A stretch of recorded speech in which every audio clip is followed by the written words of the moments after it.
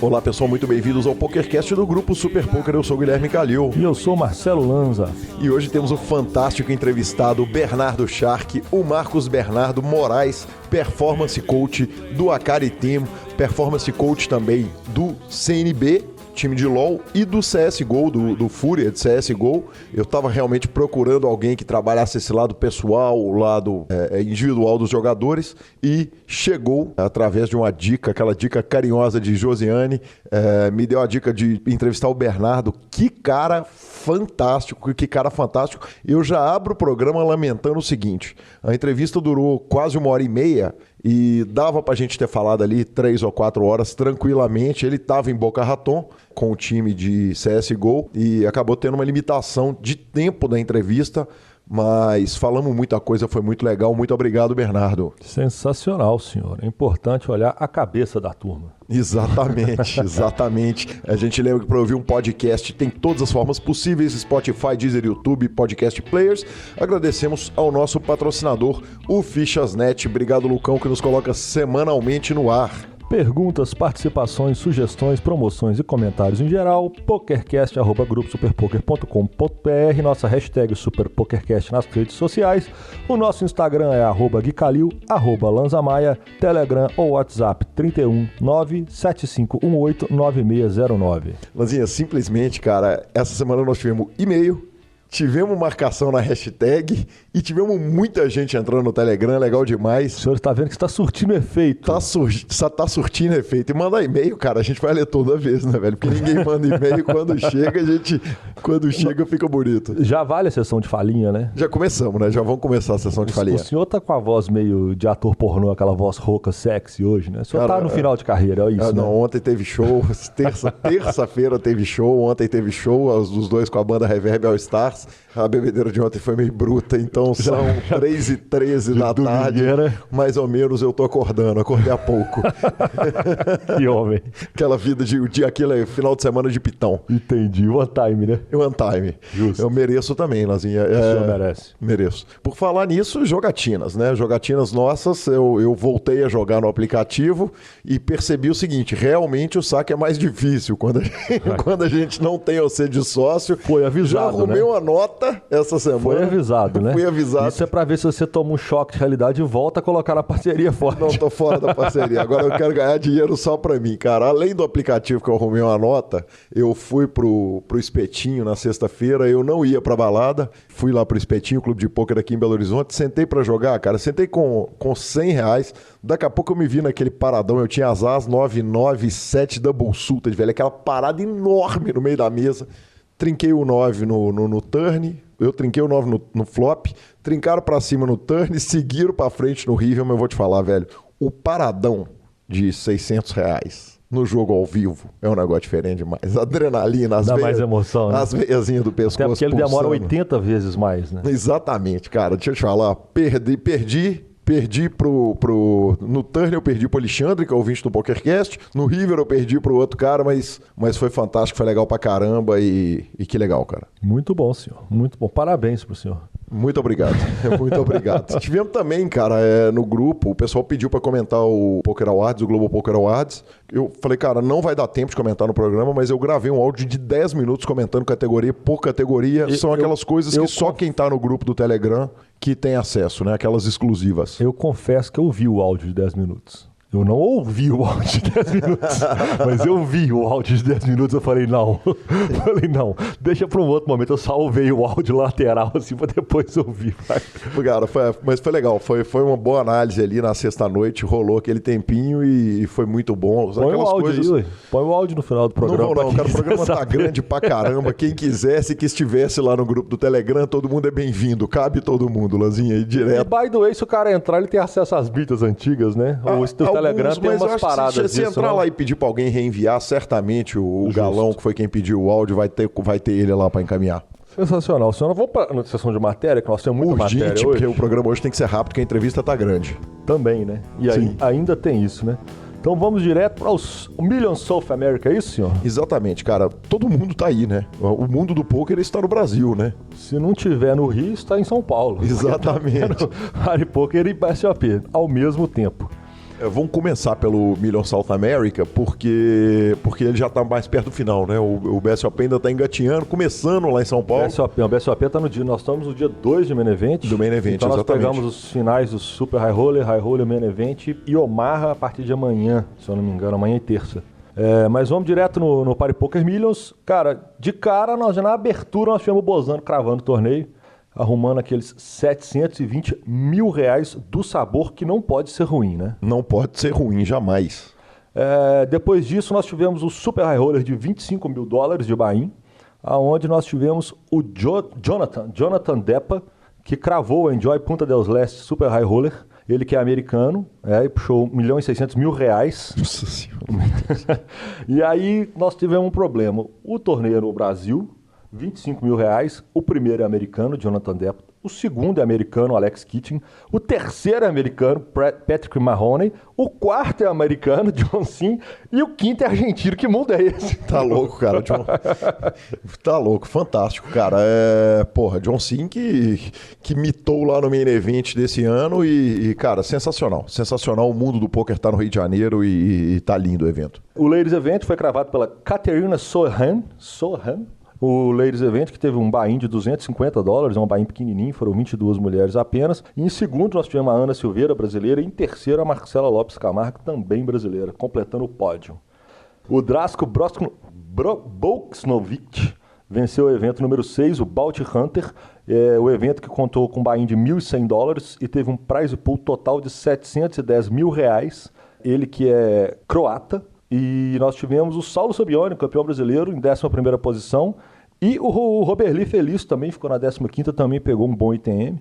Além disso, nós tivemos o Rafael Santana, que foi o campeão do Six Max. O Rafael Santana que fez uma belíssima forrada e arrumou 168 mil reais. Nós estamos dando uma passada bem rapidinha, porque tem muito resultado de torneio. Lembrando que o Main Event está acontecendo agora, o Caio Rei caiu em sexto. Nós tivemos também o R$ 2.200 no Limit Hold'em 8 Max, cravado por ninguém menos que Ariel Celestino Bahia. Que homem também. Que homem, Ariel Bahia, cravou também o evento. E o Main Event que está acontecendo agora, reta final, Caio Rei nunca teve no ferro, caiu em sexto lugar. E o Bruno Volkmann está em primeiro, chip leader isolado, tem o dobro da quantidade de fichas do segundo, nós estamos em 5 lefts. E a situação no PokerCast tende a ajudar o malandro. Não faltava ser ruim, né? BSOP, professor Marcelo. O BSOP, a gente fez uma brincadeirinha na semana passada das previsões do BSOP. Quer dizer que nós devemos ter uns 8 torneios para rolar e eu já cravei metade da minha previsão, é isso, né? Felizmente não valia dinheiro, né? Os senhores verão que Marcelo Mesquil continua imitando. Impressionante como que ajusta no field, cara. É algo muito surreal. Começamos com o Temston Lima. O Temston Lima que cravou o Rivers, arrumou R$ 16.410. Tivemos o Paulo Gini também, Reg, que ficou na reta final do ano passado para ser campeão brasileiro, ficou em 4º lugar. Aí nós já tivemos a primeira mesa final do mito, Marcelo Mesquil. Marcelo Mesquil simplesmente cravou o 8 game, fazendo HU com o Internet 93, com o Renan Bruschi. Uma mesa final que também teve o mito Vanderlei Luxemburgo, professor, estava na mesa final. Além disso, nós tivemos o José Arenstein, que fez, o bi dele, né? Ele cravou o HU de novo e fez um HU com o Ricardo Nakamura, que também vira e mexe, a gente dá notícia do Ricardo Nakamura. Impressionante regularidade bizarra mesmo. A Nadine Kuntze, ela venceu o Ladies de São Paulo também. Ela já tinha cravado tanto o Ladies Events do CPH e do Mastermind, completou, vamos falar assim, a tríplice coroa paulista. Exatamente. Tivemos mais uma mesa final agora de Omaha Knockout, que o Saulo Stein cravou, o Igor Marani ficou em segundo, o Pedro Todorovic em terceiro. Esse também não tem variância, mais cedo ou mais tarde ele aparece. E é claro, Marcelo Mesquil na 5ª posição, completando a minha previsão de 2 mesas finais na temporada. Bashar Al-Ghazouli, esse é difícil de puxar. Ele que cravou o High Roller One Day, puxou R$ 94.500. E o Roberto Nunes, ele cravou o High Roller e o Roberto Nunes cravou o High Roller One Day. Ele também puxou R$ 125.830. O Marcelo Mesquil ficou em terceiro nesse evento. Quer dizer, a terceira mesa final dele. Rafael Barreto virou o heads up e venceu o turbo nocaute. Ele puxou R$ 11.320 e por enquanto é só. E Lanzinha, uma notícia que você acrescentou na pauta, anunciada a Confederação Pan-Americana de Pôquer, presidente Igor Federal. Sensacional, né, cara? Exatamente, senhor. A Confederação Pan-Americana de Pôquer, a CPPD, ela foi lançada no sábado, no dia 23, no salão do BSOP. É a entidade que, no momento, ela reúne as federações chilena, mexicana, colombiana e a brasileira. Cara, sem variância, né? Não, legal demais. Presidente Igor Trafani Federal. Exatamente. Mais trabalhando justo, agora, né? agora saindo da atuação política no pôquer no Brasil e indo para as Américas numa união fantástico. Essas coisas só tendem a ajudar o esporte, com certeza, né? Exatamente. E ele que logo será presidente mundial da bagaça toda. Pronto, falei. Exatamente. E aí, Lanzinha, aquela surpresa de última hora, né? Eu, obviamente, pedi para o presidente Igor Federal mandar aquele áudio explicando para a gente o que é, e vocês ficam aí com o áudio do presidente Igor Federal. Vamos lá então, Calil, por partes. Primeiro, o que é a CPPD, quem são os países fundadores, quem faz parte, quem quer fazer parte, quais são as razões da fundação. Foi fundada por Brasil, México, Chile e Colômbia, num primeiro momento, mas nós já temos 3 ou 4 outras entidades que nos buscaram com interesse de se filiar. Estou começando a conversar com a Argentina, já temos um compromisso com Porto Rico, já temos Venezuela e a Costa Rica, através de terceiros, chegou até a mim. Então a gente vai iniciar esse processo para abarcar mais nomes de países fortes para que a gente tenha uma representatividade forte. A intenção é, em termos político-esportivo e legal, o pôquer sempre enfrentou essa questão de é jogo, é esporte, etc. Então, um dos temas maiores na política esportiva e na parte legal vai ser esse. E a razão óbvia é que, no Brasil, a consequência disso era muito pior do que em outros países. Porque como no Brasil não tem regulamentação de outros tipos de jogos, ou a gente conseguia vencer essa batalha, ou nós não poderíamos nem existir. Nos outros países, a consequência é menos danosa. Porque como eles têm regulamentação de jogo, é só uma diferença de se a gente pode existir esportivamente fora de cassinos ou se a gente só pode existir dentro de cassino. Então esse vai ser um tema aí político-esportivo, legal, que a gente vai estar atuando. E aí, obviamente, não faz sentido nenhum você fazer uma reunião de federações esportivas para tratar somente de temas políticos, esportivos, administrativos, legais. No caso do pôquer até faz sentido porque isso é uma pré-condição, é uma premissa para que se pratique atividade esportivamente. Mas só isso não faz nenhum sentido, então em breve virá uma competição pan-americana que vai reunir os países membros e esse é um segundo aspecto. Então agora dentro desse segundo aspecto, a parte esportiva, ainda não existe nenhuma planificação confiável para isso. Ela acabou de ser fundada, faz 2 dias, e agora eu vou começar a tomar pé de outros países que querem entrar, para que a gente fortaleça a entidade, para que a competição seja mais interessante. Depois a gente vai começar a discutir modelos e formatos possíveis para isso. E a gente tem que pensar também em financiamento para essa causa. Financiamento em que sentido? Os próprios jogadores pagarão um bain, as federações pagarão, as federações têm ou não condição financeira de arcar com inscrições de seus jogadores. Ou seja, tem que ser pensado parte operacional, né, tipo onde vai ser, como se desloca os jogadores, aonde a gente arruma mais vantagens para que esse torneio seja realizado, em suma.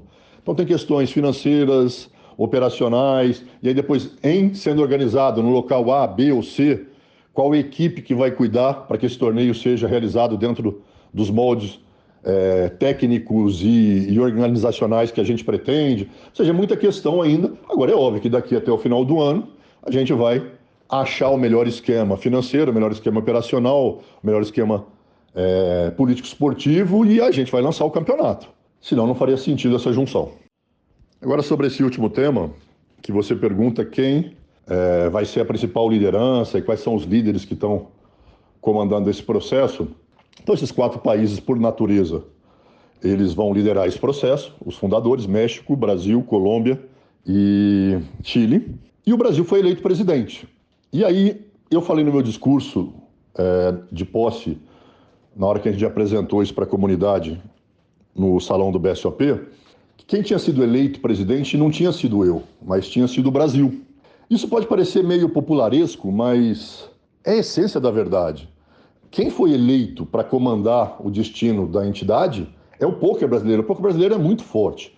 Não tem como nenhum movimento na América Latina que tenha o pôquer como objeto de uma entidade que não tenha o Brasil como liderança, como presidência. O tamanho dos torneios do Brasil é muito maior do que os demais países. O número de praticantes é muito maior. O nível de desenvolvimento de dealers, de floors, de diretores é muito maior.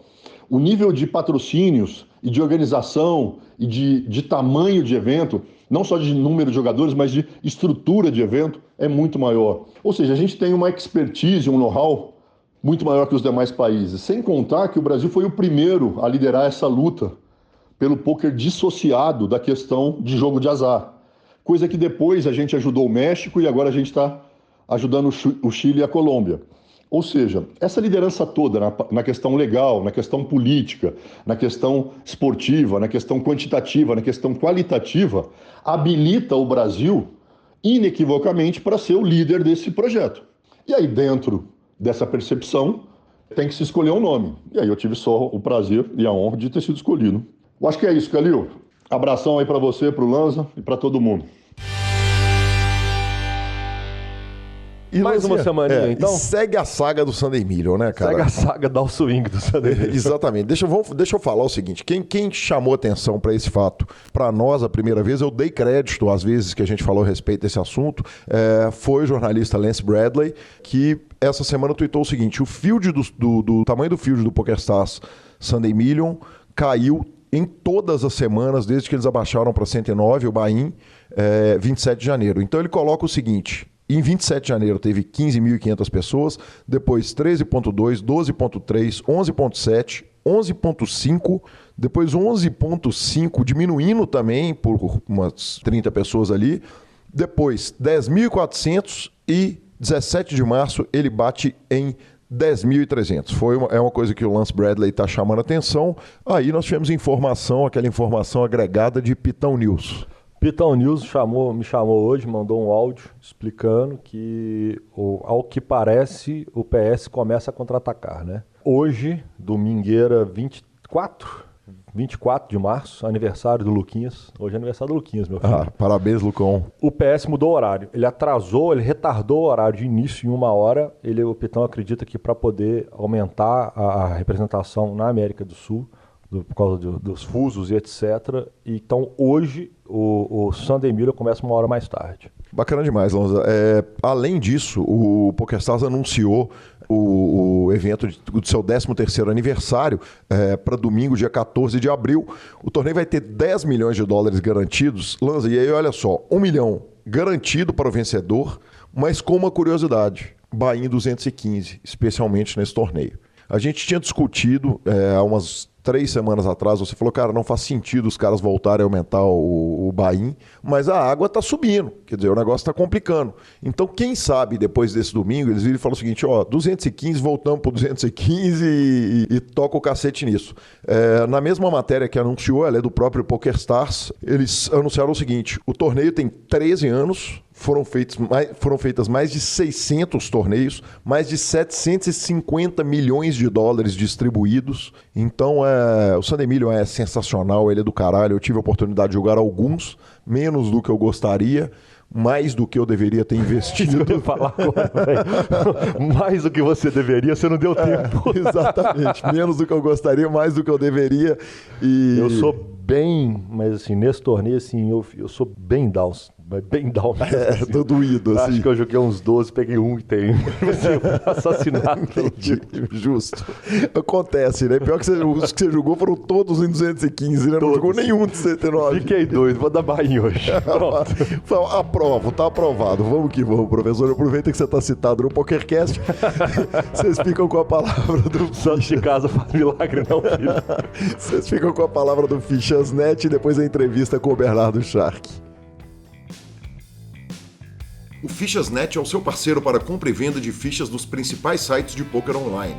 Contrate o Fichasnet pelo WhatsApp 062 98130 6680 e negocie suas fichas com a melhor cotação do mercado. O Fichasnet trabalha com créditos do PokerStars Party Poker, 888, Brasil Poker Live, PP Poker e EcoPace. Chame o Fichasnet, avise que chegou até eles pelo PokerCast e participe de promoções super especiais para os nossos ouvintes. E repetindo, o WhatsApp do Fichasnet é 062 9 8130 6680. O número está na descrição de nossos programas. Fichasnet, confiança e melhor preço para suas fichas.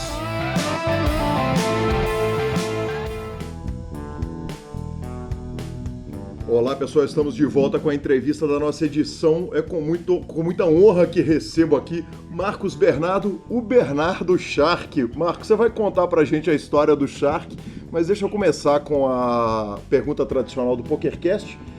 Quem é o Marcos Bernardo? Cara, o Marcos Bernardo é um cara que gosta muito de pessoas, tem nos últimos tempos focado muito nesse desejo de trazer para o mundo uma pequena experiência de vida, trocar com as pessoas, aprender com elas, com o objetivo de levar essas pessoas a atingir os 100% dentro das suas carreiras, dentro daquilo que elas gostam. O Marcos Bernardo é um cara muito humilde, de uma história de muita batalha de infância, adolescência, que fez uma carreira longa dentro do mundo corporativo e que num determinado momento percebeu que a intenção genuína e a alegria da vida não estava mais naquele lugar e resolveu fazer uma mudança aí de carreira, buscando estar feliz todo dia, né? Não ter aquele negócio de chegar domingo à noite quando tocava a música do Fantástico lá, dar aquela agonia, né? Ou chegar segunda-feira e já começar a pensar no happy hour, né, da sexta-feira. Uhum. É um cara que acredita que o happy hour tem que ser todo dia. E todos os dias você tem que estar ali dando seu 100%, feliz, fazendo aquilo que você ama, aquilo que você gosta de fazer, conectado com pessoas do bem, pessoas para frente, pessoas que te estimulam a crescer, que te ajudam, e trocando sempre com essas pessoas. Bacana demais, Marcos. Você tem uma experiência enorme com games, né? O seu trabalho, na verdade, eu explico para o ouvinte o seguinte: você chega no PokerCast pela Josi, que me indica como o mentor de carreira e mental coach, que atua tanto no eSports, com o pessoal que joga CSGO, se eu estiver falando bobagem, me corrija, por favor. Sim, sim. E com o pessoal do QG do Akari Team, correto? Correto. Assim, na verdade, cara, eu não gosto muito dessa denominação aí de mental coach, mind coach, porque fica meio que parecendo que eu sou um cara que entra na mente das pessoas e que consigo setar a mente das pessoas. E não é bem por aí. Assim, na verdade, a minha experiência de carreira que eu trilhei aí nesses 35 anos no mundo corporativo, ela foi muito focada em performance, né?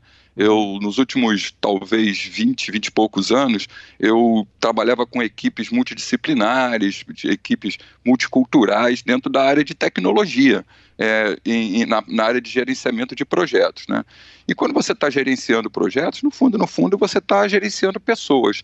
E esses anos foram me dando uma percepção, uma bagagem de entender o quanto é importante o grupo e o foco no objetivo, e para que esse grupo conseguisse atingir grandes resultados, né? Uhum. E no mundo corporativo a pressão por resultado é enorme, né? Sim. Só que chegou um momento que eu falei assim, não, peraí, chega, né? Eu tô sempre aqui potencializando pessoas dentro do mundo corporativo, evidentemente ajudando essas pessoas nas suas carreiras, mas sempre com um foco do acionista, sempre com um foco não da pessoa, né? E aí, nos últimos, eu diria, de 2012... Basicamente em 2012 eu comecei a perceber que eu não estava mais feliz fazendo isso, né? Eu já tinha tido uma bela carreira, já tinha atingido grandes coisas na minha carreira no mundo corporativo, e só que eu comecei a ver que por momentos eu percebia que aquela pessoa que eu estava ali potencializando para atingir a meta, para atingir o resultado dentro do projeto, ela não estava feliz. E aí eu falei, bom, mas como é que eu posso ajudar aquele ser humano específico, né? Uhum. E aí eu comecei uma trajetória de mudança de carreira, para que eu pudesse adicionar essa experiência que eu já tinha no mundo corporativo, outras competências e outros conhecimentos, e que eu pudesse ajudar, sim, o ser humano. E aí, por coisas que a vida nos faz, né, a gente está sempre percebendo, e eu acredito muito nessa coisa que pessoas do bem atraem pessoas do bem. E aí vou entrar aqui nessa história do Shark também, né? Assim, 2012, quebrei o pé. Eu estava lá no mundo corporativo, quebrei o meu pé. E aí eu precisei ficar em casa 2 meses. Eu não podia botar o pé no chão. E aí, pela primeira vez na minha carreira, eu fiquei um tempo longo afastado do meu dia a dia, né? Quando eu tirava férias, antes era sempre assim, 1 semaninha, 2 semanas, porque a correria era muito grande. E aí ficar 2 meses em casa sem fazer nada, eu falei, não, tem que fazer alguma coisa, né? E aí eu já era super fã do Ari Aguiar e do Serginho, vendo eles nas transmissões lá na ESPN, assistindo as transmissões deles na televisão. Eu falei, nossa, eu gosto desse negócio de pôquer, né? Então eu vou abrir uma conta aqui na PokerStars. Aí abri uma conta na PokerStars, comecei a jogar e aí rapidamente descobri que aquilo eu precisava de estudo, né? Sim. E na minha carreira, cara, a lição que eu posso, uma das lições que eu posso trazer para todo mundo é: se conecte com aqueles que são excelência naquilo que eles fazem. Então, naquele momento, a primeira coisa que eu fiz foi me conectar à escola de pôquer da PokerStars na época, acho que chamava Intelipoker, se eu não me engano, e lá encontrei o Vitinho, o Vides. Ele dava aula lá. Nossa, aí, isso, e aí comecei a aprender demais com ele, ali assistindo as aulas, estava em casa, sem fazer nada, então meus dias eram jogando pôquer durante o dia, assistindo as aulas e grindando ali os vídeos que ele tinha, já tinha uma série de aulas lá, era 3, 4 vídeos por dia, e me apaixonando por aquele negócio, e no paralelo estudando filosofia, que eu também descobri nessa época que era uma grande fonte de sabedoria, de crescimento individual, de autoconhecimento. E aí, rapaz, eu falei, pô, mas isso não está suficiente. E aí comecei a pesquisar quem é o pica da galáxia no pôquer do Brasil naquele momento. E aí, evidentemente, dei de cara com o André Acari. E rapidamente me inscrevi no curso dele, fui fazer o curso no QG. E tem uma história muito engraçada, né, que na sexta-feira à noite o André olhou para mim, assim, a gente nem se conhecia, né, tínhamos nos conhecido, ele olhou para mim, o senhor aí, o senhorzinho aí. Eu falei, pois não, o senhor sabe, né?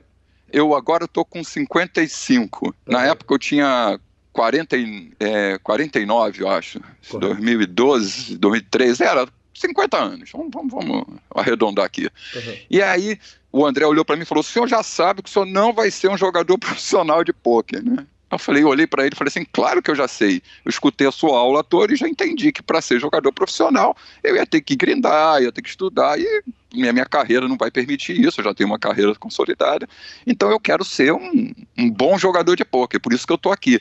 Mas eu vou dizer uma coisa para você, André, eu percebi outra coisa aqui, eu estou fascinado pela indústria do pôquer, né? Eu percebi que eu posso, de alguma forma, que eu ainda não sei, contribuir com essa indústria. De alguma forma, eu não sei como ainda, mas eu vou descobrir. E vou te dizer mais, nós vamos ser amigos, escuta o que eu estou te falando. Eu imagino a cara do André Acari naquele momento, ele deve ter pensado assim, nossa, arrumei mais um velho doido na minha vida, né? E, enfim, o tempo passou, e eu me lembro, aí eu fui jogar o Masterminds, e aí naquela coisa de pesquisa, quem são os caras, né? Aí conheci Vitão. Falei, nossa, meu ídolo, tirei foto. Aí, isso já é finalzinho de 2014. E aí conheci também o Fosteiro. O Fosteiro tinha acabado de voltar lá, estava do November 9, coisa e tal. E aí tirei foto com o Fosteiro e pá, não. Aí eu falei, pô, tá aqui também, eu tenho que seguir a minha linha do Sharks, né?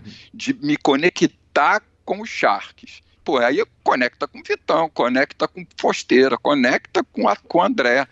O tempo foi passando e eu estava, já no finalzinho de novembro, depois desse Mastermind, eu fui assistir estava rolando um BSOP Millions. E aí eu saí do escritório, lá do banco, terno e gravata, tudo, né? Aí cheguei e fiquei em pé no corredor, assim. E na mesa, assim, do lado do corredor, estava jogando o Vini Marques. Aí eu parei e fiquei olhando o Vini jogar e ali, de repente, chegou o Hugo Marcelo, chegou, na época, acho que o Ban Martins, chegou o Jesse Wigan, todos eles eram jogadores do Acari Team à época. E aí, Bernardo, como você vai? Eu tinha feito o curso mensal e eles estavam por lá. Como é que você vai? Não sei o quê. E começavam a trocar ideia. E eles perguntaram, pô, mas então, Bernardo, o que é que você faz na vida? Coisa e tal. Aí eu falei o que eu fazia lá no mundo corporativo. E aí eles, opa, peraí, gestão de carreira, pô, essa coisa interessa pra gente. E a partir daquele momento, eu comecei a fazer um trabalho, principalmente ali com o Hugo, com o Jesse, com a Renatinha Teixeira, a Renatinha também. Fiquei mais, estava o Redão, o Otranto, e aí comecei a fazer um trabalho ali muito incipiente ainda, tentando trazer do mundo corporativo tudo que eu tinha aprendido de gestão de carreira, de potencialização, para ver se eu conseguia encaixar nesse mundo, né?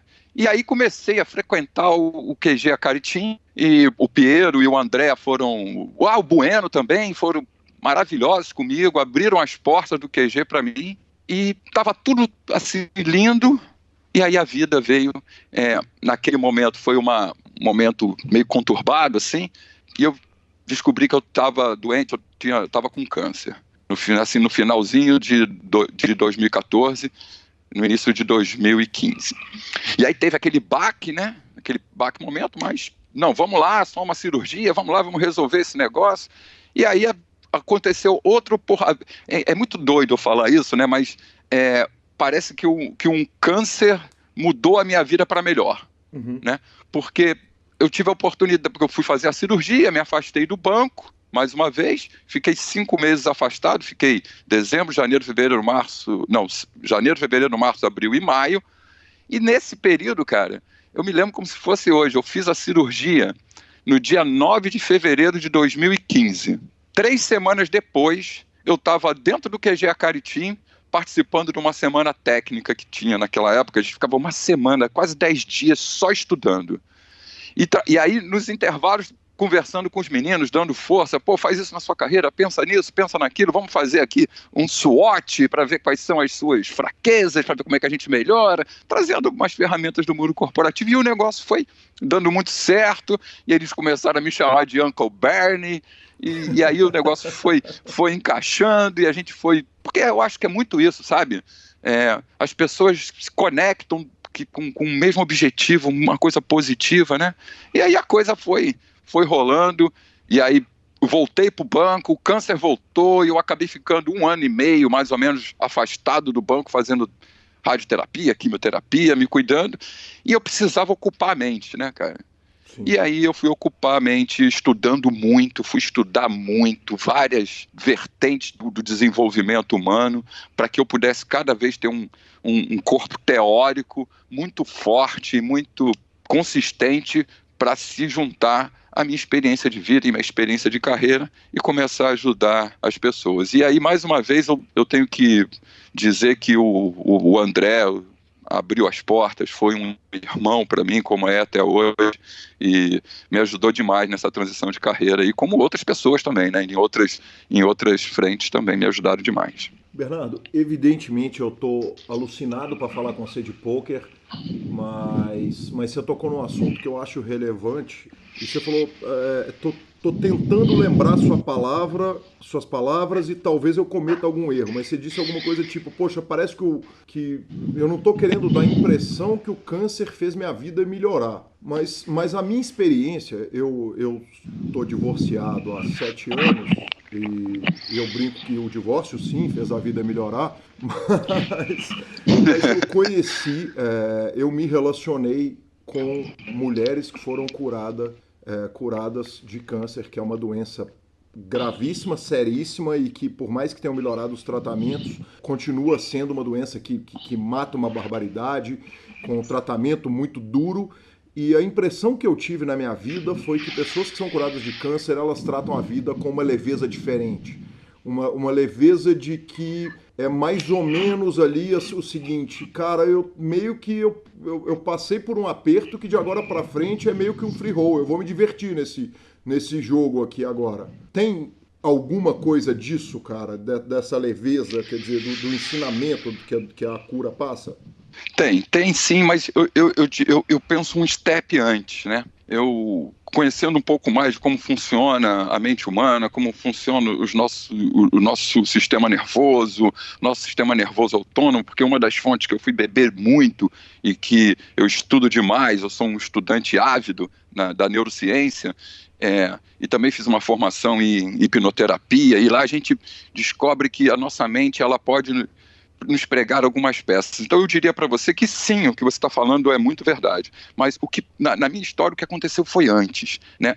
O câncer é uma consequência de uma falta de estar no meu lugar no mundo, né? Em um determinado momento, naquele momento lá em 2012, no iniciozinho ali de 2013, eu já comecei a perceber que eu não estava mais no meu lugar. Mas a minha mente e a nossa mente, ela está o tempo todo querendo nos deixar confortável, né? Então, quando eu dizia para mim mesmo, cara, você não está feliz, o que você está fazendo nesse lugar? O que você vai fazer para mudar? Porque esse teu diretor que é um louco, olha as pessoas todas doentes, o que você está fazendo com você? Aí vinha a minha mente racional e queria dar uma razão e uma desculpa para que eu me permanecesse fixo ali naquele lugar. E aí o que eu dizia para mim mesmo? Cara, você não sabe fazer outra coisa, velho. Você está há 30 anos fazendo isso, agora tá com a cabecinha de que vai mudar. Agora, com 50 anos. Né? Vai fazer o quê? Tá aí no Citibank ganhando um belo de um salário. Vai fazer o quê? Onde você vai arrumar esse salário, irmão? Como é que você vai pagar suas contas?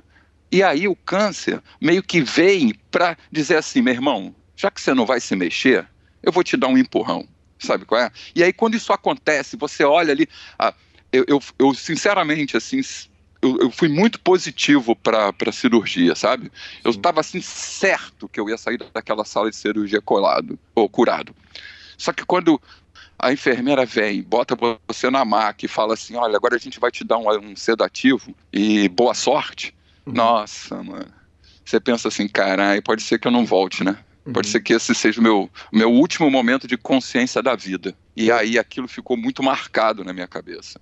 E quando eu voltei com essa mente já dizendo para mim, não, você pode mudar, é um dia de cada vez, a felicidade é hoje, foi que eu tive a coragem de dar os primeiros passos. Mas eu digo para você também, eu só consegui fazer essa caminhada por causa dos meus amigos Sharks. Eles me apoiaram demais. Muitas pessoas me ajudaram demais nessa coragem de dar os passos, né? Porque muitas vezes você já sabe o que precisa fazer, você já vê um caminho, mas você tem aquele receio da mudança, né? Aquele medo do futuro. O que vai acontecer daqui a... Cara, para com essa porra. Aí o câncer me ensinou isso. A vida é hoje, é agora, eu só posso viver no presente. Passado já foi, não existe passado. O passado só existe no presente. E também eu não tenho controle do futuro. O futuro só existe no presente, na minha imaginação. Então onde é que eu tenho que estar para viver? Eu tenho que estar aqui, no presente. E o presente já vai passando, porque o presente já passou. Cada momento eu me transformo. Eu já não sou mais o Bernardo que começou essa entrevista. Eu já sou um novo Bernardo. E a gente vai mudando a cada dia. E eu acho que sim, você olhar no olho da morte, nem que no meu caso tenha sido por alguns segundos, fez toda a diferença. Bernardo, você sai do mundo corporativo, onde você está gerindo carreiras, administrando pessoas, e obviamente nós vamos falar da hipnose, e talvez eu vá te roubar 20 minutos a mais do que eu te prometi. Tá bom. Mas você sai de um jogo em que é a cultura de eu vou cuidar para dar resultado para o acionista. Eu vou cuidar desse funcionário de alto escalão de um banco, para usar o seu exemplo, para que ele dê resultado para o acionista. E aí você vai para um jogo que é, em primeiro lugar, o jogo de pôquer. É o jogo individual. No final das contas, a gente, até no caso do time, você tem um acionista, que é o Akari, quem mais for sócio dele, mas você está tratando do desenvolvimento individual de um cara que vai carregar aquilo ali para a vida dele e que o ganho é um ganho pessoal dele. Que tipo de adaptação que você tem que trazer para o pôquer do mundo corporativo? Quer dizer, quanto que você teve que parar e falar, eu vou ter que entender essa porra toda, com perdão do palavreado, para eu poder me adaptar para poder ensinar essa meninada aqui. Quando a gente fala de performance de grupo, eu existem duas vertentes na performance de grupo, né? A performance do grupo é o somatório das performances individuais e mais de um novo atleta, de um mais um, que é o grupo, certo? Então, você trabalha, sim, individualmente cada um e trabalha o grupo, né?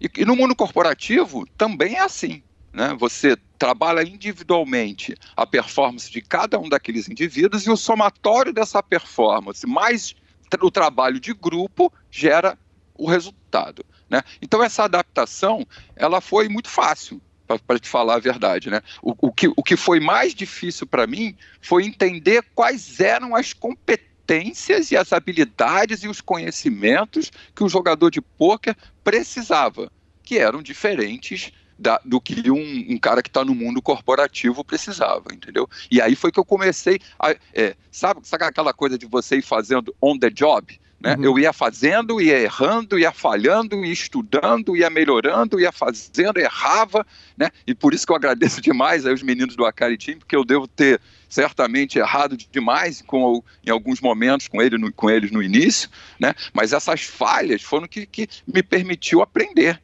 Olhar e falar, isso não funciona com um jogador de pôquer, né? Isso aqui funciona, porque é diferente. Cada um... E outra coisa que é muito importante, que eu acho que é muito importante, cada um é um indivíduo, é um ser único. Existem coisas que servem para todo mundo, mas essas coisas têm que ser um pouco acomodadas e lapidadas e ajustadas para cada indivíduo. Dando um exemplo rapidamente sobre isso, por exemplo, rotina. Todo mundo diz, você tem que fazer rotina. Bom, ok, temos que ter uma rotina, tem que fazer exercício físico, tem que fazer trabalho mental. Então, o todo serve para todo mundo. Mas um indivíduo precisa dormir 7 horas, outro precisa dormir 6, outro precisa de 12. Quando vai fazer exercício, ele não vai tryhardar numa academia, num crossfit, mas o exercício dele vai ser jogar basquete e caminhar alguns dias na semana, andar de bicicleta. Então, cada um é cada um. Por isso que eu não gosto muito dessa coisa meio de fazer esse trabalho em massa, sabe?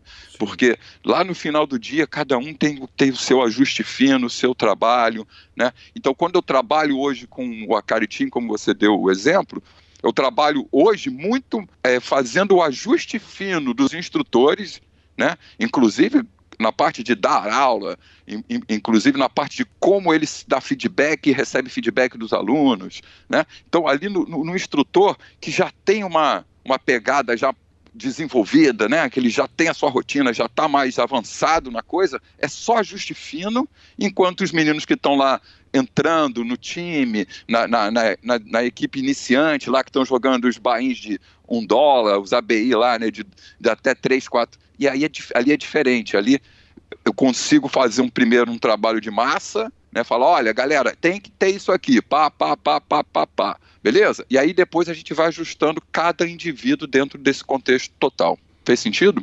Fez sentido total. Agora, independente de qualquer coisa, quando a gente pensa no coletivo de funcionários de um banco e no coletivo de jogadores de pôquer, a gente tem uma série de diferenças, imagino eu, a começar pela idade. Quer dizer, na hora que você vai pro pôquer para pegar a meninada do Akari Team, você já tá pegando uns caras que são muito mais novos. Tem um salto até geracional, né, Bernardo? Sim. Porque, quer dizer, tem uma questão do cara do banco ali, principalmente o alto executivo do banco, o cara que já teve tempo de galgar ali na carreira uma posição de destaque a ponto dele receber o seu atendimento, a sua consultoria. Ele é um cara mais velho, é um cara que cresceu com 4 canais de televisão, com a revista Manchete. Não, cara, sabe o que eu vou te dizer? Que nem tanto, sabia? Porque no mundo corporativo, pelo menos a minha experiência, é mais ou menos o que eu te falei, o que acontece com os instrutores versus os que estão começando, né? Aquele que já está lá na sua carreira, já, como você falou, já está com 10, 12, 13 anos de carreira, né? E já está mais desenvolvido, é mais ajuste fino. Mas tem o trainee que está chegando e faz parte da equipe. Tem o estagiário que está lá também. Então, uma das grandes vantagens que eu tive nessa adaptação geracional que você comenta é que eu passei a minha carreira toda dentro da tecnologia, né? Então, eu sou da época do computador, era cartão perfurado, certo? Então, era uma coisa assim, né? Eu tive o privilégio de participar, gerenciar parte do projeto que fez a primeira vez que tocou uma música ao vivo pela internet. Foi até uma música que o Gilberto Gil lançou. Então, quer dizer, outro dia mesmo eu estava mostrando o vídeo para os meninos aqui da Fúria.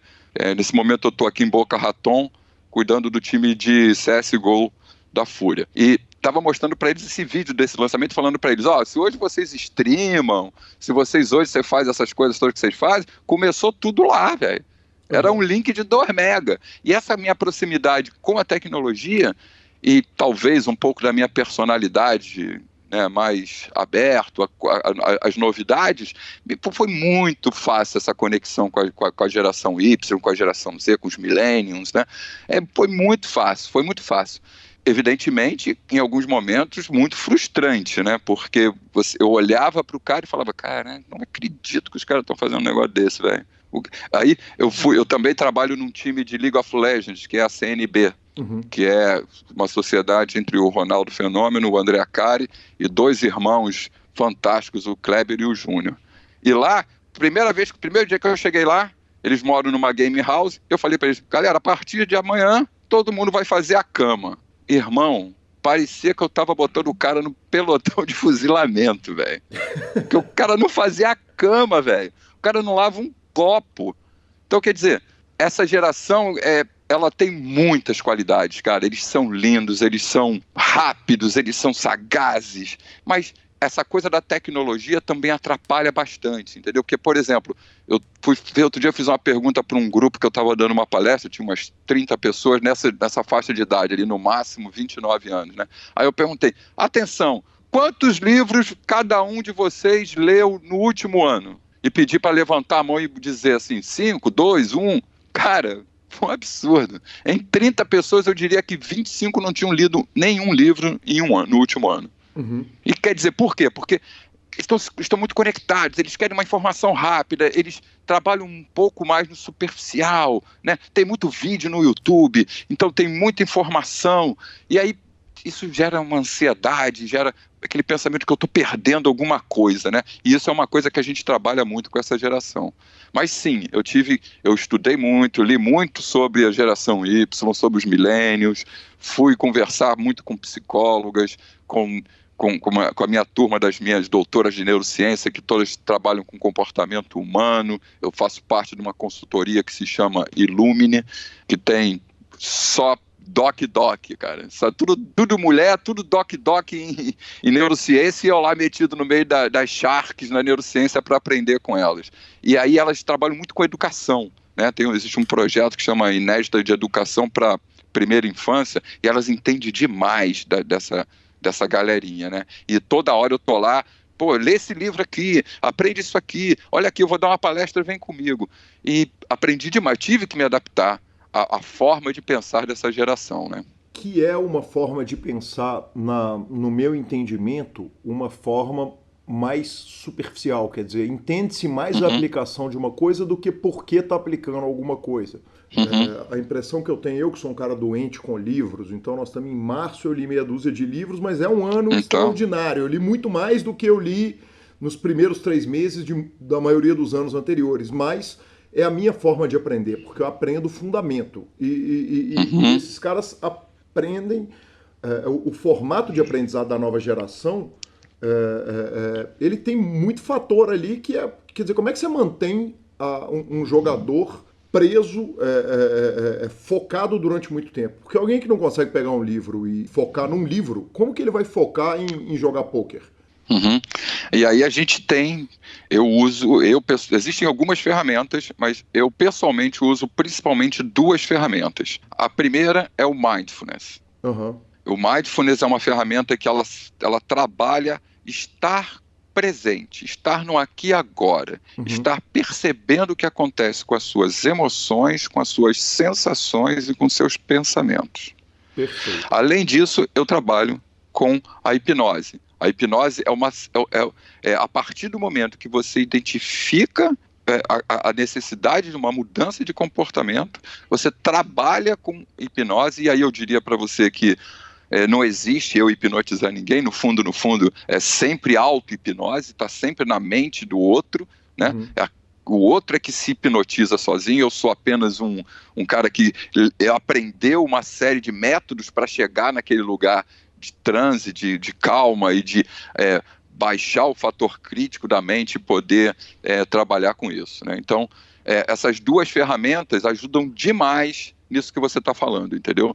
Hoje mesmo a gente aqui na Fúria fizemos um exercício que é muito interessante, que aí eu já posso dar uma dica aí para quem estiver ouvindo fazer esse exercício. Você pega uma vela, acende uma vela, põe assim acesa, senta em posição retinha, né, com a mão nas pernas, pés no chão, não vai deitar, né? Senta na cadeira e simplesmente observa a chama da vela por 5 minutos.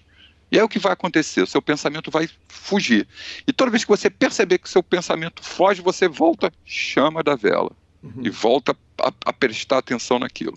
Se você fizer isso várias vezes durante a semana, por 10 dias, só fazendo isso, o seu foco já vai começar a ser ajustado. Você já vai começar a perceber que você é capaz de fazer isso. E quando a sua mente já percebe que ela é capaz de executar uma tarefa, ela passa a acreditar naquilo e tudo que a sua mente acredita é muito mais fácil de você realizar. E aí o mindfulness, trabalhando com essa percepção, aliado com uma reprogramação do seu subconsciente, do seu não consciente, através da auto-hipnose, que eu ensino a todos os atletas, a todos que passam pelo trabalho comigo e também nos coaches executivos que eu dou, porque eu também atendo fora do mundo dos esportes, eu atendo muito essa geração Y aí, sabe? O cara que está ali com uns 30 anos, 29 anos, que está muito insatisfeito com a sua carreira, né? Porque eles são muito ansiosos pelo resultado, né? Eu tive um trainee no banco uma vez que ele tinha acabado de entrar e eu perguntei para ele, pô, tá legal, o que você pensa? Eu quero daqui a 2 anos ser diretor. O cara tinha 23 anos. Então, quer dizer, eles não entendem muito ainda que ele tem que dar uma ruída de osso para comer filé mignon, sabe? Eles querem... Isso tem muito a ver com essa coisa da informação que fica batendo nessa coisa do empreendedor, né? O cara vai lá, faz o que você ama, que você vai realizar tudo. Não é assim, entendeu? A vida precisa de esforço, você precisa se dedicar, você precisa trabalhar para poder chegar lá. Mas, quando a gente fala aqui dos atletas de gamers, eles já sabem disso. Às vezes eles ficam muito ansiosos pelo resultado, mas aí a gente trabalha, calma, o resultado que vai vir lá está no aqui e agora, no treino bom que você vai fazer hoje, no foco que você vai dar na sua rotina, e aí o que você planta hoje você colhe lá na frente. E essa coisa do nosso cérebro querer sempre uma recompensa imediata, está sempre ali buscando boicotar eles. E um dos grandes trabalhos é manter eles nessa linha do entendimento que o trabalho agora leva no resultado. E não importa, e é aquela coisa que eu digo para eles, mas que caralho, você escolheu jogar pôquer, velho. Você escolheu ser gamer. Porra, você tem que gostar de fazer essa porra só pelo fato de fazer. Cara, você não tá no caixa do banco, velho. Você não tá lá vendendo carro numa agência e o teu chefe chutando seu saco pra você bater a meta. Entendeu? Você tá aqui fazendo o que você gosta, velho. Se você não tem prazer em ver flop, botar range no cara, ficar ali no Equilab fazendo conta, porra, qual é o range? Se você não tem tesão nisso, mano, deita, velho. Deita e vaza e vai fazer outra porra, mano, porque a vida é isso aqui, porra. Entendeu? Ah, não, eu só quero ganhar o BSOP Minas. Porra, mano, para, velho, não é por aí. O teu tesão tem que ser todo dia, velho. Se você não acorda de manhã e com tesão de sentar lá e grindar, porra, o Sitting Goal de 180 de $1, não importa que... Ai, não, mas é que, porra, não dá pra jogar mais caro, porque... Cara, tu não dá conta nem disso, velho. Mas se você não, o tesão não é o resultado de belar e... Porra, botei $1.000 na conta. O resultado é você falar, pá, nossa, botei o range certinho no cara, velho, olha isso, mano, ficar que nem o Negreano lá, né? Ah, esse cara tem Ice Rei ou Rei. Nossa, acertei, velho. Isso é que é o tesão, mano. O tesão tá aí, velho. Porque se você não tem tesão nisso, deita, velho. Deita e vai estar perdendo tempo, mano. Se você não tem tesão de fazer isso, vaza. Vaza e vai fazer outra coisa, não perde tempo na sua vida. Bernardo, você falou Faz de mindfulness, que a gente tratou um tanto aqui no podcast, tanto de mindfulness quanto que mindfulness é uma coisa que eu faço. Tratamos também de De Rose pra caramba, então dos métodos de meditação a gente tratou um monte. Mas de hipnose é uma coisa absolutamente nova no PokerCast. O que é? Porque, evidentemente, a palavra hipnose ela vem carregada de um montão de estigma, né? Que é do desenho animado do cara com o reloginho ali de um lado para o outro, balançando. Sim. Conta pra gente um pouquinho de como que funciona a auto-hipnose induzida por você. Não, então é assim. Antes de tudo, para eu te explicar como funciona a hipnose, eu preciso te explicar como funciona a nossa mente. Uhum. Quando a gente fala como funciona a mente, é uma coisa meio assim, até um pouco arrogante, né? Porque o entendimento de como nós somos, para que existimos, isso beira lá os estoicos lá na antiga Grécia, né? Mas quando a gente vai explicar hoje o funcionamento da mente humana, primeiro a gente tem que entender que a gente se divide em mistérios e problemas. Uhum. Tem algumas coisas que a gente olha e sabe o que é. Então, são certezas. A gente, isso aqui funciona assim, por isso, por isso. Uhum. Outras coisas são problemas. Você tem uma pequena pista do que aquilo acontece, você sabe como é o gatilho, como isso funciona um pouco, mas você ainda não tem um diagnóstico, uma certeza de como é aquilo. E existem coisas que são completos mistérios para a gente. Uhum. Né? Como a mente humana é capaz de curar sem... assim, fazer uma remissão de doenças graves. A gente, né, tem alguma... sabe que aquilo acontece, mas ainda é um mistério. Bernardo, e toda vez que a gente... te interrompendo, você acredita que a cabeça de uma pessoa cura um câncer e que faz um câncer? Sim, acredito. Tá. Não, eu não digo que... olha só, preste atenção. Uhum. Eu não acredito que ela cure ou faça. Uhum. 100%, mas ela é um grande componente em ambos os sentidos. Perfeito. Né? Tanto para você ficar doente, quanto para a cura. É só você perceber que quando tem muita gente que tem um câncer e fala assim, morri, não quero mais, chegou. Uhum. Sim. O trabalho do médico fica mais difícil, entendeu? Agora, quando você tem uma mente positiva, que eu quero muito viver, eu quero fazer, pode ser que não dê bom, mas com certeza... vai ser melhor e vai ajudar bastante a medicina. Pô, cara, eu fiz radioterapia, quimioterapia, cara, é bizarro, velho. Você tem que ter uma mente, cara, sentar lá naquele negócio, ficar aquele negócio, fazer. E, cara, se você não tá ali pensando, essa porra tá me ajudando, essa porra vai me ajudar, porra, vai ser mais difícil de acontecer, entendeu? Sim, e se o ouvinte tiver dúvida, que pergunte a um médico que trata disso, que ele vai responder com certeza. Né? Todos os médicos que eu passei durante essa minha jornada do câncer, sempre me dizem isso. Todos os meus pacientes que têm uma mentalidade de crescimento, uma mentalidade positiva, nem sempre a gente vence. Mas a luta fica muito mais fácil e muito mais robusta quando a mente está assim.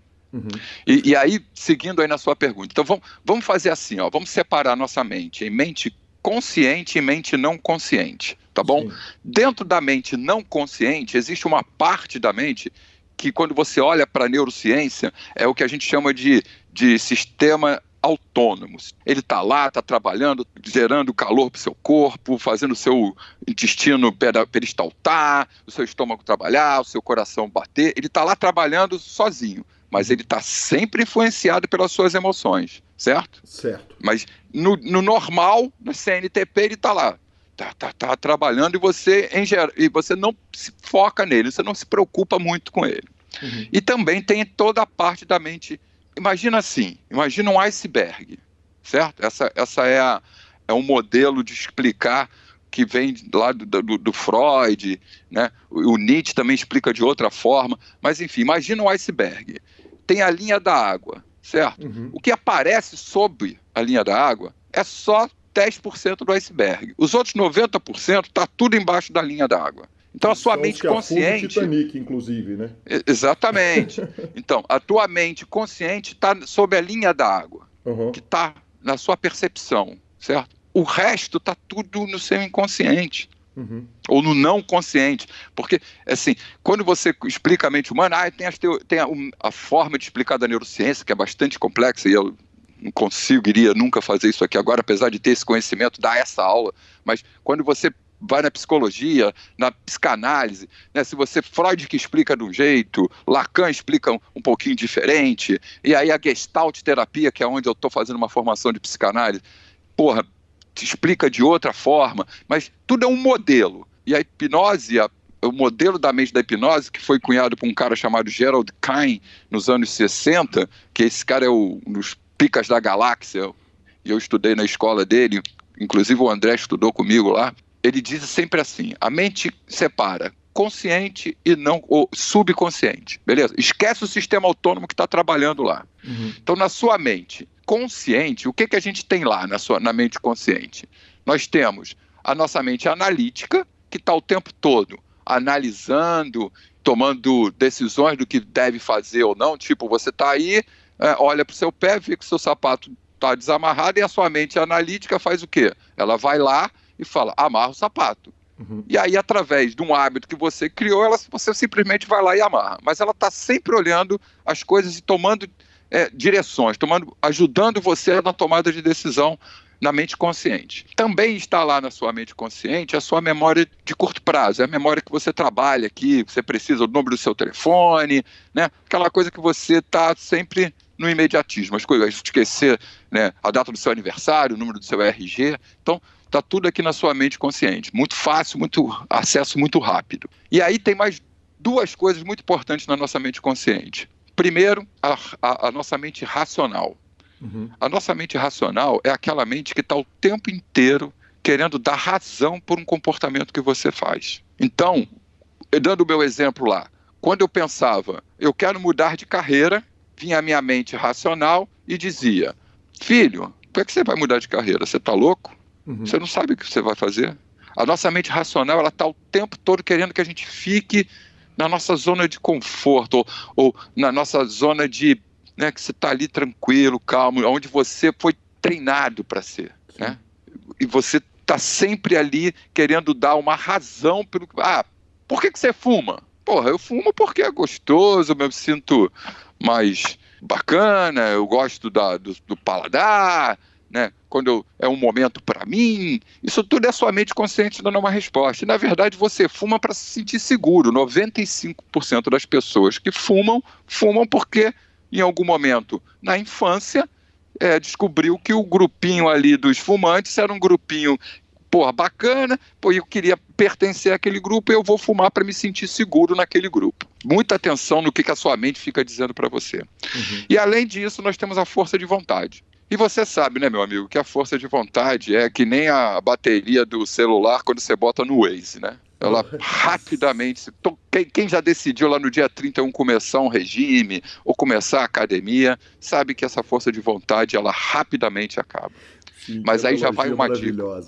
Né? Aí o que você faz quando você está no carro precisando do Waze? Você faz o quê? Pega o seu celular e mete na tomada ali do carro, certo? Certo. E aí essa tomada fica constantemente alimentando essa bateria e o Waze funciona e o seu celular continua funcionando, certo? Certo. E aí eu pergunto, qual é a bateria que você precisa buscar na sua vida para que a sua força de vontade esteja ali firme o tempo todo? Sim. É a sua intenção genuína. Algumas pessoas chamam de propósito de vida. Eu não gosto muito disso porque parece uma coisa assim meio religioso, sabe? É o propósito da minha vida. E a gente muda esse propósito, né? O meu propósito da minha vida nos anos 80 era ser um maior analista de sistemas da IBM, onde eu trabalhei também. E aí o meu propósito, quando foi nos anos 90, já era ser o melhor gerente de projeto que existia na AT&T. Enfim, então os meus propósitos foram mudando. Então eu não gosto de chamar de propósito, eu chamo de intenção genuína. Então, alimente a sua força de vontade sempre com a sua intenção genuína. Então, se eu vou emagrecer por que caralho eu quero emagrecer? Onde está a minha motivação? Ela é uma motivação intrínseca a mim ou ela é extrínseca? Né? Por que eu vou parar de fumar? Eu vou parar de fumar porque meu pai me pede, porque minha mulher reclama, porque no escritório todo mundo não gosta, ou porque eu quero. Então as motivações extrínsecas, elas são muito fracas, né? Eu me lembro uma vez que eu ainda fumava, o André Acari gravou até um vídeo: se você não parar de fumar, eu vou deixar de ser seu amigo, tentando me dar uma força numa pressão. Cara, eu parei de fumar assim, 6 meses e depois voltei. Aí, quando eu tive o câncer, parei de fumar. Pronto, acabou. E eu vou te dizer, parei de fumar, mas voltei e parei de novo. Porque eu parei de fumar antes da cirurgia. Olha que bizarro o que a nossa mente faz, né? E aí, eu também gosto de dizer muito que eu não sou diferente de ninguém, não. Beleza? Eu também sou falho, né? Então eu parei de fumar no dia que o médico falou que eu estava com câncer. Naquele dia eu parei de fumar. Pum! Fiz a cirurgia. Quando o câncer voltou 8 meses depois, eu desci do escritório do médico, fui no botequim, pedi um café, um maço de cigarro, sentei no meio-fio, fumei 3 maços de cigarro, xingando. Mas que porra, vai tomar no cu. Tudo bem que eu fumei só esse maço de cigarro e já parei na sequência, porque eu ia fazer um puta no tratamento e eu tinha que parar, né? E aí é isso. Então, mente consciente, mente racional, te enganando o tempo todo, cuidado com ela. A mente analítica, que está sempre tomando decisão, e essas decisões, ela está sempre muito influenciada pelo seu inconsciente, eu vou explicar. A força de vontade e que é a memória de curto prazo. Beleza? Perfeito. E aí, abaixo do iceberg, na sua mente não consciente, o que está lá? Primeiro, a sua memória de longo prazo. Né? Tudo que aconteceu na sua vida, desde que você está lá no útero da sua mãe, quando o seu sistema nervoso já começa a se formar, começa a ser gravado na sua mente através da memória de longo prazo. E essa memória de longo prazo, ela é muito reforçada pelas emoções, e na infância e na adolescência, nós somos que nem umas esponjas, velho. Então você pega uma criança de 1 ano, ela não questiona nada. Você chega para ela e fala: existe Papai Noel. Beleza, acabou. Até você não contar para ela que não existe, ela vai acreditar, entendeu? E corre o risco, quando você contar, ela ficar puta e fala: você tá mentindo, Papai Noel existe sim. Porque ela é capaz de acreditar naquilo. Agora você pega um cara de 13 anos e fala para ele que mula sem cabeça funciona, ele vai rir na tua cara, porque ele já criou uma barreira, ele já criou um fator crítico para esse tipo de informação. Acontece outras coisas. Por exemplo, você entra lá no primeiro grau, vai fazer a sua primeira prova de matemática, aí não estudou direito, toma um pau. Só que história, você deu uma lida no livro, tirou uma boa nota. Aí você entrega o boletim para sua mãe, que é uma figura de autoridade para você, e ela diz para você: ah, meu filho, aí você lá com 10, 11 anos, né? Ah, meu filho, você é muito bom em história, mas matemática você é muito ruim. Fudeu, velho. Fudeu. A partir daquele momento, você é ruim em matemática. E aí o que vai acontecer? Você vai, através dos seus comportamentos baseados nessa crença, só reforçar isso. O que vai acontecer na próxima prova? Você é bom em história, você gosta de história, vai estudar história e vai continuar tirando uma boa nota. Matemática, você é ruim, você já não estuda tanto, já não presta atenção na aula, né? E aí toma outro pau. E aí vai reforçando, vai reforçando. Quando você chega aos 20 anos, você é uma bosta em matemática e um ótimo aluno em história. Outro exemplo, você tem um pai que é um empreendedor. Então, e seu pai é um empreendedor que tem muito sucesso. O que é que você aprende? Nossa, empreender é muito bom e eu jamais vou trabalhar numa empresa, ficar lá 10 anos, etc, etc. Agora, se seu pai é empreendedor e por conta dos empreendimentos, ele está sempre um dia está com dinheiro, um dia está sem dinheiro, um dia está com dinheiro, um dia está sem dinheiro, e aquilo te causa dor, quando você for mais velho, você vai escolher um trabalho que se sinta seguro. Né? Então toda a autoridade, toda figura de autoridade na sua primeira infância, do nascimento aos 7 anos, mano, é bizarro o que acontece. Você cria 80% das suas crenças de como você pensa o mundo. E depois, no resto da vida, até mais ou menos ali os 20, 21, 22 anos, enquanto seu córtex cerebral ainda está se formando, você continua sendo moldado pelo que vai acontecendo na sua vida e que vai ficando na sua memória de longo prazo. Além disso, na mente subconsciente, ou inconsciente, ou não consciente, não importa como você queira chamar, você tem também os seus hábitos. O nosso cérebro, o nosso cérebro é igualzinho quando a gente estava há 70 mil anos na savana da África. Ele não mudou morfologicamente absolutamente nada. Ele é igualzinho. E naquela época nós vivíamos no presente. Né? Você levantava hoje, caçava, comia, dormia. Eu não ficava pensando no amanhã. E amanhã? Não, vamos lá, amanhã é a mesma coisa. Acordo, cato, como uma frutinha, vou ali, mato um mamutinho, não sei o quê, fujo do tigre dentro de sabre. E o seu cérebro foi construído para sobreviver àquilo. E aí, uma das coisas que o seu cérebro foi construído é para você criar hábitos. Porque imagina se todo dia de manhã que você fosse escovar o dente e tomar banho, você tivesse que pensar para fazer aquilo. Paga a escova de dente, bota a pasta com a mão esquerda na mão direita, abre a torneira. Não, e agora? Depois que eu abrir a torneira, molho, agora eu vou abrir o chuveiro. O que eu ensaboo primeiro, a cabeça ou o pé? Fudeu, velho, é uma energia enorme. Por isso que ler é difícil. Sim. Por isso que as pessoas não gostam de ler, porque para ler o cara tem que parar, pensar, olhar, ler, passar a paz. Se for ler Harry Potter é mais fácil, mas se for ler Damásio, vai ler lá, sei lá, uma coisa mais pesada sobre neurociência, alguma... Porra, cara, tem hora que eu fico 3 horas para ler 5 páginas. E aí eu tenho que anotar, tenho que voltar, isso cansa, velho. E o nosso cérebro foi treinado para falar assim, bonitão, não gasta energia não, você está gastando muita energia. Todo o processo de mudança de comportamento faz com que você gaste energia. E aí vem uma pergunta, o que é mais fácil mudar? Uma crença ou um comportamento? O que é que você acha? Eu acho que é mais fácil... Na verdade, para mudar o comportamento, tem que mudar a crença ou não? Me parece que mudar o comportamento é mais fácil do que mudar a crença. Não é. Muito mais difícil mudar um comportamento.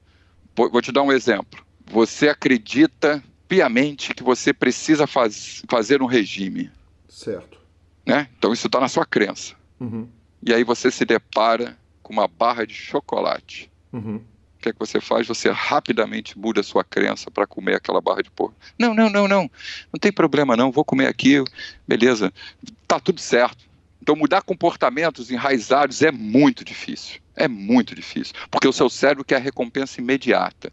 Então se você foi programado, você nasceu, certo? A sua mãe enfiava a comida na sua boca e falava assim, você olha, meu filho, bebezinho, 1 ano, 2, 3 anos, como ele é lindo, gorduchinho, aí apertava suas bochechas. E aí na adolescência, para se proteger, você se torna aquele gordinho que é o cara da turma, sabe aqueles gordinhos alegre, que faz todo mundo rir, é o cara bonachão e simpático, né? E aí quando você fica com 20 anos, você quer fazer um regime, você não consegue, porque lá até no seu inconsciente você tá lá, sou gordo, velho. E que caralho eu quero mudar essa porra agora? Sim. E como o seu cérebro quer uma recompensa imediata, é muito mais fácil você ficar onde você tá. Porque mudar vai fazer com que você gaste energia, que você tem que trabalhar a sua mente, trabalhar no seu esforço, porque a recompensa vai estar no longo prazo. Faz sentido isso para você? Faz sentido, perfeito. É possível quão difícil é essa mudança em alguns casos? Quer dizer, eu tenho, por exemplo, para citar um exemplo do poker, eu acho fantástico esse exemplo, porque ele é muito comum, eu conheço, você conhece, todo mundo que sentou numa mesa de cash conhece o cara que ele curte sentar para ser a estrela do jogo. Ele é o cara que ele tem consciência que ele perde no jogo, ele até gostaria de ganhar no jogo, mas ele tem o negócio de eu sou a estrela, eu pago na broca e... Quer dizer... Deixa eu te contar uma história que eu tive um dos meus coaches, ele teve uma infância até os 13 anos, ele teve uma infância de muita abundância, né? Ele tinha tudo, eu quero videogame, ele tinha, eu quero bicicleta, ele tinha, não sei o que, então ele tinha muita abundância. A partir dos 13 anos, o que começou a acontecer? A irmã teve um filho, e aí a mãe, ficou uma mãe solteira, né? E a mãe deles dois começou a tirar a grana das benesses que ele tinha para dar pro neto, para ajudar a irmã, né?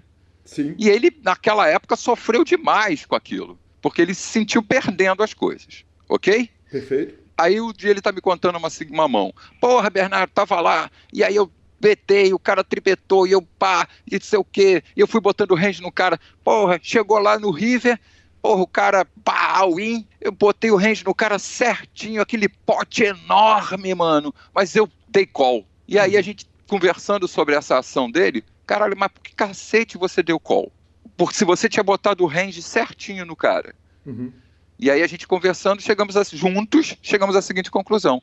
Ele falou essa frase, cara, eu olhava para aquele pote, o pote era imenso, como é que eu vou abrir mão daquilo? E isso tem a ver com essa programação mental que aconteceu com ele lá nos 14 anos. Dessa coisa de ele perder a abundância que ele tinha. Então eu vou dizer, outra coisa que tem, além da memória e dos seus hábitos, tem dentro da sua mente inconsciente, ou subconsciente, ou não consciente, as suas emoções. E a tomada de decisão, ela está sempre influenciada pela sua emoção. Sempre. 100% do tempo. Algumas vezes mais e algumas vezes menos. E para isso eu recomendo, até você que gosta de ler, ver se você tem um livro chamado Pensando Rápido e Devagar. Duas formas de pensar. É de um famoso neurocientista, o que ele diz você pode ter um pensamento top-down ou bottom-up. Bottom-up é quando você age rápido. E você tem que ter esse tipo de pensamento em algumas situações, né? Porque se você não tomar uma decisão rápida e seu cérebro está treinado para isso, né? Porque aquele cérebro que você tinha lá na savana, na África, há 70, 50, 60 mil anos atrás, ele tinha que algumas vezes tomar uma decisão muito rápida. Ele olhava e ele não tinha certeza se era um tigre de sabre, dente de sabre, ou se era um gato, um gatinho selvagem.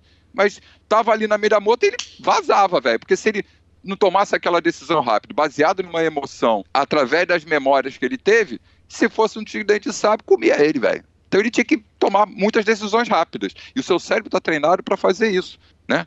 Por quê? Se você toma uma decisão rápida, baseada nos seus hábitos, nas suas emoções e na sua memória, você gasta pouca energia. E aí essas emoções são baseadas em uma coisa que é chamada heurística. Um exemplo, heurística de afinidade, né? Um amigo te pede um dinheiro emprestado, você sabe que o cara vai demorar para pagar, mas como você gosta do cara, você acaba emprestando. Se você fosse usar o seu racional, tomar uma decisão top-down, parar e analisar, você não iria emprestar.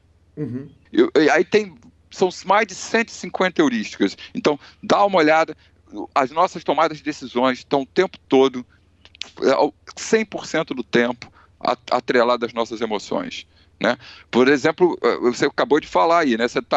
Quer ver? Tem uma mão da Vanessa Selbst contra aquela lourinha, como é que é o nome dela? Esqueci. No WSOP, full contra for lá. Full contra for, exatamente. Isso. A Vanessa põe o range, cara, você só pode ter força. Mas eu não consigo, eu tenho que pagar. Então, eu não estou aqui discutindo se a decisão dela, técnica ou tática, foi boa. Não estou preocupado com isso, porque isso não é minha área. Até porque eu sou... Bowman. Isso, nome da moça, exatamente. Só de informação para o ouvinte, me lembrei aqui. Isso, né? Basta... Então, você bate no YouTube e vê. Mas o importante não é a parte técnica, se ela estava certa, se não estava, mas percebe o quanto de emoção está envolvido ali. Eu sou a Vanessa Selbst, eu estou na mesa da TV, e se essa porra for um blefe, ela estiver passando a mão em mim? Caralho! E aí depois que ela dá o call assim, dizendo, se você tinha 7, você é for, né? E dá o call. Falei, caralho, se você sabe que ela tem, por que não folda, cara? Né? E aí depois da mão ela levanta e fica justificando. Aí vem a mente racional dela, começa a dizer, eu não poderia dar isso, eu não poderia. Começa, em vez dela falar assim, ok, a minha emoção, beleza, fez com que eu tomasse essa decisão. Bernardo, você estava falando a respeito de motivação. Deixa eu só concluir uma coisa. Claro. Você estava me perguntando como a hipnose funciona. Então, só para concluir. O que a hipnose faz? Você lembra que eu sempre falo desse fator crítico da mente? Sim. Então, se você chega para um cara com 20 e poucos anos e fala, você tem que fazer academia, ele fala, não, eu sou gordo, e a mente dele não deixa que ele faça isso. O que a hipnose faz? Ela baixa esse fator crítico através de processos de relaxamento, permitindo com que a gente consiga acessar o inconsciente, ou subconsciente, ou não consciente, com sugestões positivas. Né? E aí, para desmistificar, como você falou lá, é sugestão positiva, velho. Então não existe essa coisa de você colocar em alguém hipnose, até porque a pessoa tem que querer entrar nesse estado, né? Tem que estar ali no contrato hipnótico com o hipnoterapeuta, e abaixa esse fator crítico e fala para a pessoa assim, agora é o seguinte, levanta e pula da janela, tire toda a sua roupa. O cara, na hora, como isso não é uma sugestão boa, viável, factível, que ele entende como aquilo, né? Ele liga esse fator crítico e o troço não entra, velho. Certo? Agora, se você baixa o fator crítico da mente consciente, e fica dizendo pro cara, Você pode, velho. Você vai acordar amanhã às 7 da manhã e vai fazer academia, porque isso é importante. A sua intenção está aí. E vai trabalhando ele mesmo com essa autossugestão, a coisa funciona muito melhor e vai possibilitar mudanças fantásticas nos seus comportamentos. Ela funciona basicamente, essa transferência, como é a transferência de um psicanalizando com o psicanalista? Eu acho que não, porque assim, na psicanálise é muito mais uma tomada de consciência da pessoa, né? Então, primeiro ela toma consciência, e a psicanálise olha muito para passado, sabe? Uhum. Eu sempre digo que às vezes as pessoas confundem, o psicólogo da CNB. Eu falei, cara, eu não sou psicólogo, galera. Antes o pessoal me chamava de mind coach, agora eu estou forçando as pessoas me chamarem de performance coach. Uhum. Eu trabalho, quando você trabalha com comportamento humano, existem várias formas de você trabalhar comportamento humano. Você pode trabalhar com mentoring, você pode trabalhar com coach, você pode trabalhar com treinamento, você pode trabalhar com counseling, com aconselhamento. E isso tudo não tem nada a ver com psicologia. Terapia tem a ver com psicologia. Então eu digo sempre que eu trabalho muito, imagina num carro, né? Eu trabalho para-brisa, olhar para frente. Em geral, os psicólogos trabalham muito, os psicanalistas, principalmente, trabalham muito com olhar retrovisor, olhar para trás, entender traumas, etc, etc. Dentro da hipnoterapia clínica, sim, a gente trabalha com trauma passado, mas eu não utilizo hipnose clínica nos processos de desenvolvimento humano que eu trabalho com atletas, não. Quando eu sinto que o cara está precisando de um trabalho de um psicólogo, eu encaminho para um psicólogo do esporte. Apesar de ter estudado psicologia de esporte, também com um dos Sharks, né, da psicologia do esporte, que é o Dr. João Ricardo Cusack, hoje é um dos papas disso, aí está sempre aí nas mídias falando de psicologia do esporte. Mas eu fui lá para beber na fonte, mas eu não sou um psicólogo e eu não trabalho passado. Bernardo, você falou de motivação no tópico anterior, e o pôquer ele tem uma coisa que ele é muito diferente do esporte, por exemplo, o esporte coletivo, o futebol, por exemplo. O futebol você motiva o Ronaldinho a entrar e ficar motivado pelos 90 minutos de jogo e jogar o A-game dele, para usar uma analogia do pôquer, durante 90 minutos, numa final, numa semifinal, num jogo importante, para ele jogar melhor aquilo. Quer dizer, quando você está falando de pôquer, você fala um main event da WSOP, você pega um torneio de CSGO, quer dizer, você está pegando os caras para ficar 8 dias motivados. E aí eu aproveito para contar uma anedota minha, que é o seguinte: quando eu falei que eu ia correr uma maratona, que eu estou treinando para ela, o Elton, presidente da confederação, falou o seguinte: Calil, você quer botar um dinheiro para te ajudar a correr a maratona? Eu falei: Elton, eu não quero, porque senão eu vou estar correndo para você. E o treinamento é pra mim, sabe? Perfeito. Agora, eu só não apostei com ele por isso, porque apesar de estar lesionado nesse momento, eu tô numa semana lesionado, eu tenho certeza que esse ano eu termino a maratona. Se não, se der tudo errado, até o ano que vem eu faço. Agora, você manter o cara motivado por 8 dias e você manter o cara motivado por 90 minutos é muito diferente, né? Porque esses dois caras, eles têm a mesma bebedeira acessível, a mesma balada acessível, o mesmo rolê de sábado à noite acessível, mas um você tem que manter motivado por 90 minutos em campo. O outro você tem que manter motivado para jogar 12 horas por dia, 8 dias seguidos em Las Vegas, no deserto. Como é que faz essa motivação de longo prazo? Como é que trabalha isso no pôquer em comparação com os outros esportes? Eu acredito que essa coisa de motivação, ela está muito relacionada com aquilo que eu estava comentando antes com você. Qual é a sua intenção genuína? O porquê você está ali. Uhum. E aí a gente vai trabalhar o autoconhecimento primeiro, né? Que eu acho que uma das coisas que mais... você deu esse exemplo também, mas bate no jogador de pôquer essa coisa do ego, sabe? Dele olhar para ele e achar que ele é mais do que ele é, ou às vezes menos do que ele é. Uhum. Bate não, certo? Quer dizer, se você me permite o seguinte: o jogador de pôquer, no dia que o ego morreu, o pôquer acabou, porque a base da relação do pôquer é um concurso de quem tem um membro um maior que o outro. É a brincadeira que eu faço aqui. Mas você pode perceber que os caras que têm muito sucesso, eles não estão preocupados em mostrar o Shark Scope deles, entendeu? Uhum, eles não estão preocupados em mostrar, né, o título. Cara, eu vou dar uma dica. né? Aqui tem o André Akari fez um post no blog dele, logo depois da nossa passagem com o time de CSGO pelo Mundial da Polônia, e ele falou coisas naquele post que são fantásticas, e a gente já trocou muita ideia sobre isso, e é isso, cara. E é óbvio que eu tô falando pro profissional de pôquer, eu não tô falando pro amador, né? Ou pra, entendeu? O cara que foda-se, desculpa o meu francês, mas não tem problema nenhum você ser um executivo, sentar lá no H2 e ficar lá vendo flopinho pela emoção de ver flopinho. Sim. Né?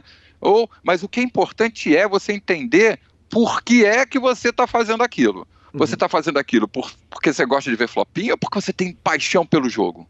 Porque você gosta de jogar pôquer, né? Você joga CSGO, ou joga League of Legends, ou joga Fortnite, ou joga qualquer outro game, ou até mesmo no futebol, porque você fala que o cara tem que estar focado lá 90 minutos, mas e os treinos? E a semana lá? O cara tem que acordar às 6 da manhã para fazer fisioterapia e ir para academia. Né? Isso o cara também tem que ter muito foco, muita determinação, muita consistência para o cara fazer isso, né?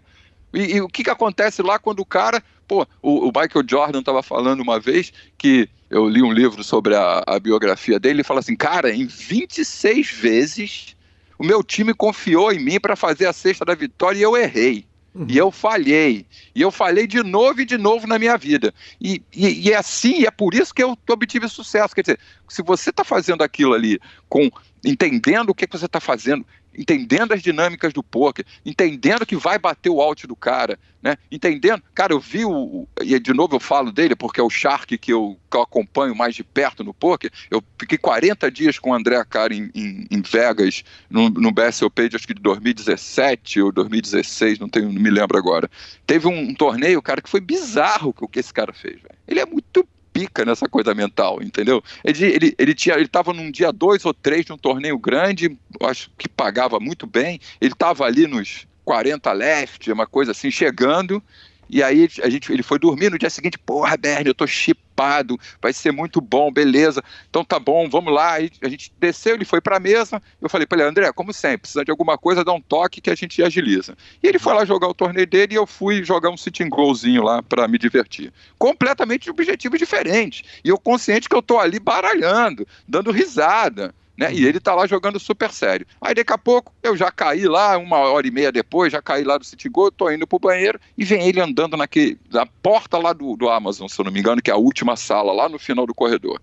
E aí, vou tá indo no banheiro? Ele falou, não, caí. Falei, caralho, com uma cara de puto, mano, queimadaço. Eu, como, né, já sei como me comportar, calado fiquei, só fiquei ali do lado dele, andando do lado dele, e fomos andando aquele corredor todo do WSOP ali, quase, sei lá, 500 metros, né, Quando a gente chegou na porta, que ele abriu a porta, bateu aquele calor de Vegas, ele olhou pra mim, vamos ao cinema? Aí eu olhei pra cara dele e falei, caralho, vamos ao cinema comer uma pipoquinha? Aí eu falei, mas que caralho, velho? Que mente é essa, mano? Ele ficou queimado 5 minutos, mano.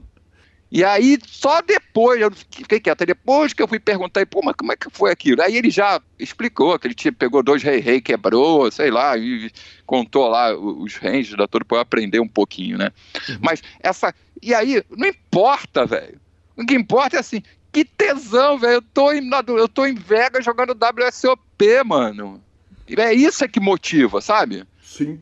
O que motiva não é o fato de você ganhar um troféu, não ganhar. Claro que é um tesão, mas claro que é bom botar um dinheiro no bolso, não estou discordando disso. Mas, caralho, se você está fazendo pelo dinheiro ou pelo ego, só vai se fuder e só vai ficar triste, velho. Perfeito. Você tem que fazer pelo dia a dia. Pô, caralho. Então eu, né, larguei lá o mundo corporativo, pedi demissão do banco, porra, um puta de um salário, pá. E meus amigos dizendo pra mim, tu tá louco, velho, 5 anos de se aposentar, você que tu tá fumando aí? Tá cheirando o quê, velho? Para com isso, mano, tá doido, irmão? Porra, falei, cara, aí eu me vejo lá na Polônia, velho, Eu falei, caralho, onde é que eu tô, mano? Eu tô na Polônia. Hoje mesmo eu tô aqui. Depois você olha no meu Instagram aí. Vim no carro com os meninos aqui do CS. Pô, hoje a gente tem um jogo que, se a gente ganhar, a gente pega uma vaga no Mundial, que é lá em Londres. Caralho, eu quero que esse negócio é o caminho que a gente fez até aqui, velho. É um tesão tá vivendo isso tudo, entendeu? Então o cara que tá lá na WSOP e tem que jogar, que nem você falou, 20 dias, 30 dias, o tesão que ele tem que ter, que vai evitar que ele saia de um torneio e vá pra balada, é saber que, caralho, eu tô aqui em Vegas jogando WSOP, irmão. Essa paixão é que motiva, velho. O que você acha que o Neymar tem que fazer? Porra, o que você acha que o Neymar motiva o Neymar a acordar às 6 horas da manhã pra fazer fisioterapia, velho? Os caras ficam, porra, esticando ele lá longamente, dói pra caralho aquela porra. Cheio do dinheiro, se ele não tiver uma motivação da paixão de simplesmente jogar bola, velho. De bater bola. Aí o cara, eu morei 6 meses em Fernando de Noronha. Eu fiz um sabático em 2004 e tirei um ano de sabático e fui morar em Fernando de Noronha porque eu sou instrutor de mergulho também. E aí fui para Noronha, quero morar em Fernando de Noronha. Cara, a gente trabalhava de segunda a segunda, só tinha folga à tarde. O que é que você acha que a equipe de instrutores, depois de fazer 100 mergulhos na semana, ia fazer no domingo à tarde? Mergulhar. Eu falei, caralho, o cara tá de folga, vai mergulhar, velho. Porque é a paixão, velho. Então, quando você faz isso, faz bem, faz focado, faz, né, com a sua intenção genuína, é isso que motiva. Por isso que você vê no mundo corporativo as pessoas doentes, porque o cara acorda de manhã e só vai, infelizmente, a vida é assim. A vida do humano é assim. Eu não tô aqui querendo dizer que todo mundo larga o que tá fazendo para fazer o que ama que vai dar bom. Não é assim. Uhum. Se prepara, velho. Se prepara. Se você diz, eu quero ser músico, então aceite o ferro do que é ser músico. Aceite o ferro que você vai dormir pouco. Aceite o ferro que você, em teoria, não vai ficar rico, porque só uns ficam, né? Pô, mas vai fazer, cara, o tesão de você estar lá no barzinho tocando a música já te preenche. Porque se não for assim, fudeu, não tem motivação. Cara, isso. Que coisa fantástica é o aceite o ferro da sua escolha. Que coisa linda ouvir isso. Que coisa maravilhosa. Bernardo, eu queria tratar de um assunto com você que é brutalmente delicado, cara, que são os remédios de mente. Quer dizer, a gente está num meio que existe a questão, hoje está cada dia mais popular, na minha opinião, infelizmente, a questão de remédio de transtorno de TDAH, né? As pessoas que não têm TDAH, que não têm um transtorno de atenção, usando o remédio para ter uma atenção extraordinária. É comum, quer dizer, tem antidoping num torneio, por exemplo, de videogame? Existe algum tipo de antidoping? E como que você segura um menino que precisa performar para ele não tomar isso de jeito nenhum? Cara, olha só, eu tô nesse mundo dos gamers desde o finalzinho de 2016, assim, outubro de 2016. Eu nunca vi absolutamente nada em nenhuma das organizações, nem se falar sobre isso. Uhum. Em nenhuma das, assim, né? E eu não estou lá só com essa história da galinha e do porco no omelete, né? A galinha vai lá, põe o ovo e vaza, e o porco dá o bacon, né? Então ele morre pelo omelete. Uhum. Então eu tô porco nessas organizações, né? Para você ter noção, lá no League of Legends eu durmo lá 3 dias por semana. Durmo na Game House com os moleques. Uhum. Aqui no CSGO eu venho pra cá, tô aqui já há 3 semanas direto com eles aqui, vivendo a rotina de acordar. Ontem eu até reclamei com o Guerri, que é o técnico dele, falei, cara, eu não tô aguentando mais não, velho, vocês têm 20 anos, pô, eu tenho 55, tô pifando aqui, porque é uma rotina insana, velho. Eu não vi nada, absolutamente nada. Nem se fala, e pelo que eu sei não existe antidoping em nenhum dos campeonatos que a gente participou. Certeza que no CBLOL, que é o campeonato do Brasil de League of Legends, não tem, e certeza que no Mundial que a gente foi participar na Polônia de CSGO também não tem, beleza? Mas eu não vi sequer uma pergunta, um movimento desses meninos para isso, porque eles têm muito na cabeça que eles são atletas, diferente da galera do poker, sabe? Eu acho que a galera do poker, às vezes eu preciso de convencer alguns deles que eles são atletas, que não importa se o poker é um esporte ou não, I don't fucking care. Beleza? Perfeito. O que importa é que se você ter alta performance no poker, você tem que utilizar as ferramentas de um atleta. Usar a pirâmide, né, que sustenta o desporto, que é técnica e tática de um lado, física do outro e comportamental, psicológico, emocional como base disso tudo. Certo? Pô, cara, quem já passou, eu não estou falando disso apenas passar 40 dias jogando o da WSOP, basta você conseguir ir longe num torneio no Millions lá, 4 dias, 5 dias, Sim. 12 horas por dia. Porra, eu não jogo, eu escolhi não jogar porque eu sei que eu não tenho físico para isso. Como eu só vou jogar para chegar na FT, para cravar essa porra, não vou sentar ali e falar, eu vou jogar o dia 1 para me divertir, o caralho, eu quero chegar lá, eu já sei que se as coisas forem batendo, e porra, eu não sou tão bom assim, mas eu tenho uma noção, então se o baralho ajudar, eu posso ser que eu chegue, coisa e tal, como eu cheguei lá no Mega Free Roll, que eu quase que fui para as Bahamas, eu sei que quando chegar no dia 3, fudeu, meu jogo acabou, mano. Sim. Porque eu não vou conseguir acordar, velho. Então esses caras, pelo menos desse grupo de pessoas que eu vivi, dentro dos games, eu não vi absolutamente nada. Eu vi sim, em Vegas, algumas pessoas indo lá e tomando uma pílulazinha para ficar mais acordado, depois lá do quarto, quinto dia de jogo, né? O cara vai lá mais para ficar mais alerta, coisa e tal. E o que eu digo para você... Eu vi isso acontecer, assim, não com pessoas do meu círculo, tá? Mas eu vi muito daqueles vidrinhos laranjinhas, sabe? Rolando sim. assim, o cara assim, tomando um negocinho. Bernardo, eu tô com muita dó de te deixar aí, cara, mas você me deu uma eu preciso, velho. Já passaram uns três aqui fazendo assim, aí vai começar o jogo, precisamos de você. Deixa eu te fazer uma última pergunta, que é uma pergunta de ouvinte. A pergunta para ouvintes, eu abri para um específico para essa entrevista, que foi o Bruno de Lauro de Freitas, lá da Bahia, que ele falou, cara, você vai falar com um psicólogo de jogo, o cara pergunta para ele sobre a responsabilização de videogame. Num caso feito foi o de Suzano, nesses casos que acontecem. Eu queria ouvir de você sobre esse absurdo que é essa associação. Então, deixa eu falar uma coisa para você. De novo, para deixar bem claro, eu não sou psicólogo, beleza? Então eu vou dar a minha opinião também como um cara que trabalha performance, que estuda a mente humana, estuda neurociência, estuda comportamento, enfim. Eu diria para você que não é que o gamer leva a isso. O humano lá já tá quebrado, velho. O humano lá já tá ferrado, entendeu? Então, antes do game, ele se quebrou. O game é a mesma coisa que eu dizer para vocês que na nossa época, aí nos anos 70, assistir o Zorro faria que eu saísse por aí sendo justiceiro, entendeu? Não é por aí. O humano está quebrado nas emoções, na falta do trato, na falta do amor, na falta da família. As famílias, hoje os pais da minha geração erraram demais e acham que a escola é obrigada a resolver tudo.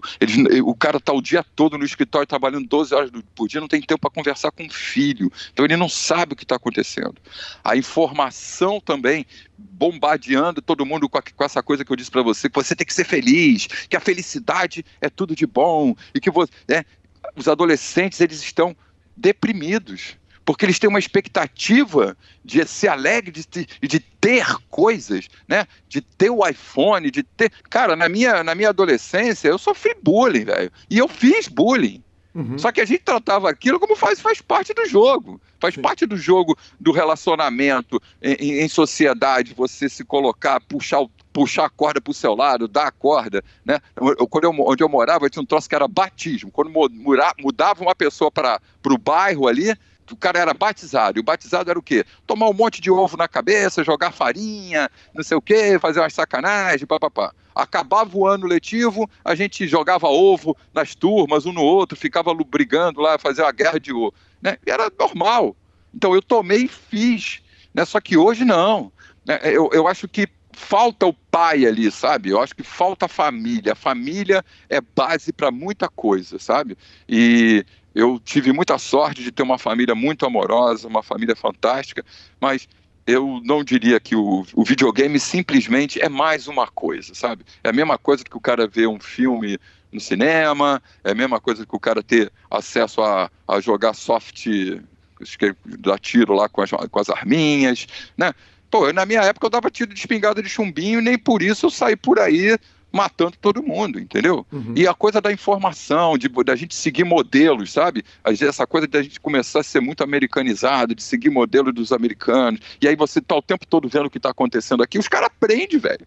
Os caras têm acesso à informação, vê o que acontece aqui, cria aquilo na mente, acha que ele não pode sofrer aquilo, que aquilo é uma injustiça que ele está sofrendo, tem aquele modelo, ele simplesmente repete um modelo, né? Então, eu acho que a gente tem que cuidar das nossas crianças com muito amor, com muita atenção. Os nossos adolescentes, eles precisam de carinho, de contato, eles precisam de natureza, eles precisam sair de casa, né? Eu trabalho com games, mas toda hora eu estou empurrando os meninos, vamos no Ibirapuera, pô, vamos no zoológico, vamos comer uma pizza fora de casa, vamos no cinema, porque se deixar eles ficam o tempo todo ali dentro, porque é a vida dos caras, e isso acontece em qualquer um de alta performance. O cara da natação, ele vive aquilo o dia inteiro, se ele quer ser medalhista, é 20 horas de natação, ele só pensa naquela porra, entendeu? E aí, a gente nunca pode nunca esquecer que antes de um profissional, de um atleta, existe um ser humano.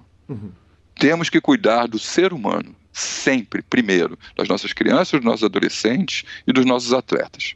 Bacana demais. Bernardo, você quer deixar as redes sociais? Você dá consultoria individual ou hoje você está completamente absorvido pelos times? Muito raramente eu consigo. Raramente eu consigo fazer um trabalho individual porque eu estou muito absorvido pelos times, né? Mas eu estou buscando uns espaços na agenda aí para ver se eu abro. Inclusive já abri até para um jogador de pôquer muito querido, o Vini, provavelmente você conhece. A gente está até conversando para combinar como é que vai fazer. Qual dos Vinis? O Vini Silva. Ah, sim, perfeito, claro. Sabe quem é? Claro, beijo, Vini Silva, que fez uma participação aqui no Millions, ele fez uma participação com a gente. Isso, Vini Silva, uma graça, uma graça. Um beijo pro Vini. Ele é sensacional. Pô, é um cara com uma mentalidade fantástica. Para mim vai ser um desafio enorme ajudar ele, porque eu falo, por que eu vou te ajudar, cara? Você já é tão bom, né? Enfim. Mas redes sociais, vamos lá. Instagram, mbernardom. Twitter, mbernardobr. E facebook.com/marcos.bernardo. Bacana demais. Bernardo, cara, tô te deixando embora muito triste. Eu tinha mais 2 horas. Podemos marcamos outro. Deixa passar um tempo e a gente conversa mais, pô. Beleza. Eu adorei conversar também com vocês. Beleza demais, porque, cara, eu vou te falar, a pauta tá cheia aqui, tinha tanta coisa que eu queria. Aliás, só o assunto para de jogar e vamos pra rua, ele dá mais meia hora de papo fácil. Então já fica o convite. Fácil.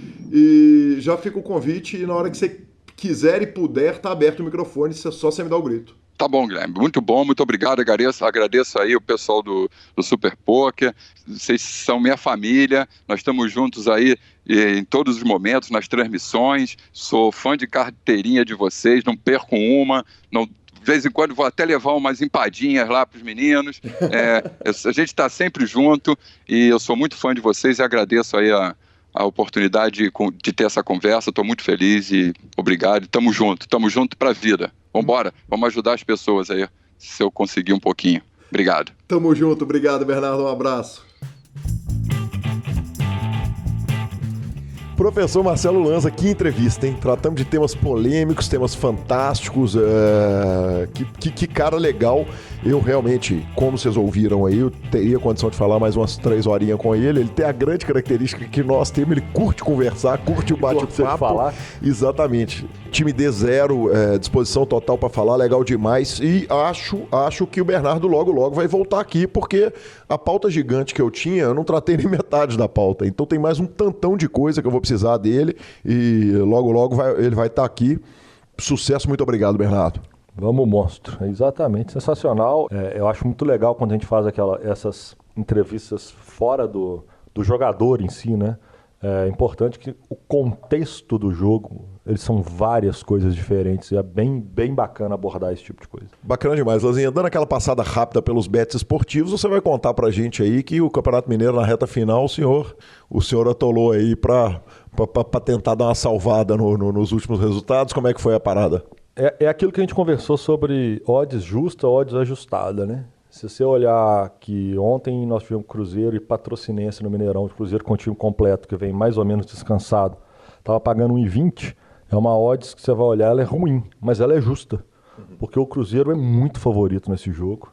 Então, de fato, nós enfiamos um canudo ali, porque valia a pena como odds em si. E se perdesse, ia ser divertido também, né, inclusive. Não ia não. Por quê? Não ia não. Não. Você já elimina ali, tá tranquilo? Não ia não. Não vai ser divertido nunca. O Campeonato Mineiro me respeita, eu quero meu dinheiro. Tá doido, não tem como ser bom isso não. Então, e hoje tem o Galo contra o Tupinambás, né? Porque é um Tupinambás com Y. Y, exatamente. Que você vê assim, os campeonatos regionais normalmente são um pouco traiçoeiros. O Palmeiras ontem empatou numa odds que estava boa. O Santos ganhou numa odds que estava alta. O Vasco perdeu em casa pro Bangu, que teoricamente ele era muito favorito. Mas como eu não acompanho os regionais, jogo a jogo deles, normalmente eu aposto muito pouquinho nesses jogos. Aí é o que eu falo de você acompanhar o dia a dia do time. Como a gente está aqui vivendo, ouvindo, liga o rádio, você ouve notícia e tudo mais, é um jogo que vale a pena fazer uma aposta um pouco mais forte no nosso caso que está acompanhando. Imagino que hoje também tem um jogo do Grêmio fora de casa com a odds boa, quem está lá, que está acompanhando e tem as notícias boas, talvez possa fazer um bom bet também. Vamos que vamos, eu preciso que o Sampaoli caia rápido, porque se ele virar 31 de dezembro técnico do Santos, eu tô quebrado. Vamos para os nossos tweets? O senhor nunca tá quebrado, o senhor tem dinheiro infinito. O senhor é muito falinhoso. Vamos para os nossos tweets, professor. Primeiro, o Joe Ingram falou o seguinte: a melhor forma de você evitar de jogar pôquer a noite inteira é você tomar tanto ferro e runar tão mal que você não tem chance de recuperar sua grana naquela sessão. Então você simplesmente para. Verdade, quem nunca, né? Simples assim. Simples assim. Entendi. Segue o jogo. Segue o jogo. Cara, o Lance Bradley retweetou, dando uma dica, um negócio que eu achei bizarro. O Twitter Las Vegas Locally postou uma imagem explicando o seguinte: $75 de cobrança se você colocar uma garrafa de água no frigobar do Caesar Palace. Os hotéis de Las Vegas estão fazendo isso. O seguinte, o frigobar é produto nosso. Se você colocar produto no frigobar, tem uma multa de $75. Cara, eu acho isso bizarro, surreal. Então abram o olho, a galera que está indo para Vegas. Eu acho assim. Cara, se for regra e estiver distinto, eu não concordo, mas você tem que aceitar. Não, você tem que aceitar. Porque a gente está acostumado a chegar em qualquer hotel do mundo e ir no supermercado do lado, fazer as comprinhas e colocar no frigobar. Porque um quarto de hotel, cara, é uma simulação da sua casa. Então eu acho que é justo que você tenha para ele as mesmas regras que você tem na sua casa, exceto o cigarro ali que incomoda a vizinha. Mas o quarto de hotel é uma simulação da sua casa paga. Sim. Na diária. Sim, então, se você tá pagando, teoricamente, cara, olha, eu vou te falar que uma pessoa muito querida minha falou o seguinte: daqui a pouco os caras vão cobrar taxa de rolha pra você levar sua esposa ou marido. Mas aí é o famoso, e isso não é ruim pro mercado, não. Porque na hora que um faz isso, o hotel do lado pode usar isso como diferencial, tipo, eu não faço, venha pra cá. Entendeu? Pois é, mas o Lance Bradley retweetou isso falando o seguinte, cara: potential hack, então hackeada potencial. Avisa pra eles que você precisa de uma pequena geladeira pra guardar medicamentos. Normalmente eles dão de graça essa geladeira. Obrigado, Lance Bradley, pelo jeito. A brasileirada toda que ouve o PokerCast já vai todo mundo tomando remédio, então. O Doyle Bronson respondeu: Amanda Lederman, futura esposa do Daniel Negrano, escreveu o seguinte: acabei de assistir Nasce uma Estrela, A Star is Born, com o Daniel Negrano e ele odiou o filme. Hater, #hater, eu adorei. O Doyle Bronson respondeu o seguinte: se ele odiou esse filme, ele não tem alma. Quem odeia country music? Qual versão de A Star is Born ele assistiu? É um belo filme, senhor. Eu ouvi falar muito bem. É um belíssimo filme. Diga-se de passagem, Bradley Cooper no papel está brilhante e cantando muito, viu, senhor? Sim, a Lady Gaga também sem surpresa, mas disse que atuou pra caramba. Foi muito bem. Seguindo a nossa sessão de tweets, Sérgio Prado tweetou @Lance Bradley, @Danny Peters. Acabei de ouvir o The Fives, o episódio do podcast deles, e a sua menção decepção do BSOP ter ficado de fora dos tours médios de pôquer na categoria do Global Poker Awards. Muito obrigado e aguardo ver vocês dois aqui um dia assistindo a gente. Sensacional aí essa referência, eu ouvi também. Além disso, o Jonathan Little colocou o seguinte: pôquer não é jogo de azar quando você tem vantagem. Sim, você vai ter uns swings, mas você vai estar imprimindo a sua equidade. E você imprime a sua equidade jogando bem, aparecendo para jogar e mantendo um bankroll muito grande. Hashtag poker, hashtag equidade. Legal pra caramba, como é legal o Jonathan Little, um cara que tem uma didática fantástica e que joga o fino do jogo. Lanzinha, Emails? Exatamente, cara. Nós vamos ler emails? Vamos ler e-mails, na verdade e-mail, né? E-mails é pra divertir. Não chega nenhum nunca, né, velho? Vamos ler e-mail. Vamos ler e-mail. E-mail. Então vamos fazer o seguinte, como ele é um só, eu vou falar o nome e você fala o e-mail. Exatamente, vamos que vamos. O e-mail veio de Rodner Carvalho, senhor. Exatamente, o título foi a Amazon, ele falou: salve meus queridos, sim, não é apenas o iCloud que manda e-mail, uma brincadeira. Olha. Como é. Aquela citada para dar a regulada na conta, já está citado. O Rodney mandou avisando que é de São Paulo, que mora em Florianópolis, para a gente ter aquela localização geográfica da turma, e segue uma boa dica se ainda estiver com a conta no Amazon Prime, The Man in the High Castle, baseada no livro de mesmo nome do Philip K. Dick. Abraço do Rodney e vamos que vamos. Rodney, cara, a minha dica cultural, coincidentemente, é uma série do Philip K. Dick e daqui a pouquinho então tá lá. Obrigado pela dica, cara, eu vou te falar, tô gostando muito do trabalho. Vamos, monstro. Tivemos também 2 grandes elogios, um do Bruno Schiavone, o galão, que nós já citamos mais cedo no programa. Que animal a entrevista do Kelvin, me impressionou o quanto ele parece maduro e incisivo em suas respostas, deve ser um excelente líder, etc, etc, etc. Fui citado, já estou vendo o dinheiro pingando na conta, partiu o BSOP, enfim, vamos que vamos, legal demais. Esse é o Schiavone 33, parabéns mais uma vez pelo programa. Me marcou e marcou você. E o Rendel escreveu o seguinte: acabei de escutar as 2 partes da entrevista do Kelvin, realmente a galera tinha razão. Foi sem dúvida uma das melhores, na minha opinião. Vocês estão cada dia melhores e o nível está excelente. Cara, Rendel, brigadaço, cara. Obrigado pelo carinho, obrigado pelo tanto que você participa do grupo e torna o grupo melhor. E o Adriano Gil mandou uma mensagem que não foi no grupo, foi só para mim, falando o seguinte: boa tarde. Primeiramente, abraço Calil e Lanza. Com satisfação que informo que saí de todos os grupos de WhatsApp por odiá-los, inclusive o da família do trabalho, mas que baixei o Telegram exclusivamente para fazer parte desse grupão formidável do PokerCast. Não sei como faço para entrar, então me ajudem. Eu respondi para ele: que homem. E adicionei ele imediatamente. Então, muito obrigado, Adriano. Bem-vindo a essa turma, essa galera toda que entrou agora. O Luiz Renato Garcia mandou mensagem no Instagram. O César OLC também. O Rodrigo Garrido marcou a gente ouvindo aquele velho PokerCast do Kelvin. Pitão também. O Rick Salgueiro mais uma vez. O Mantos Black Moon também. E o Sinésio Pinheiro te deu falinha. Na verdade, ele me deu falinha. Gente, vocês não sabem o seguinte: o Gui, agora, ele pega o negócio do Instagram, ele escreve, printa e me manda assim, só pra você postar, porque senão você não vai fazer isso. É verdade. Cara, eu realmente é o seguinte: eu sei que o Lanza não vai postar o PokerCast na story dele, eu vou lá e escrevo texto. Fala assim: nesse episódio tem não sei o que. Cara, é muito vagabundo. O senhor é muito vagabundo, velho. Aí eu postei, e aí ele veio me dar falinha que o Deezer tá escrito errado. Essa aí você não vai poder reclamar comigo, não, meu patrão.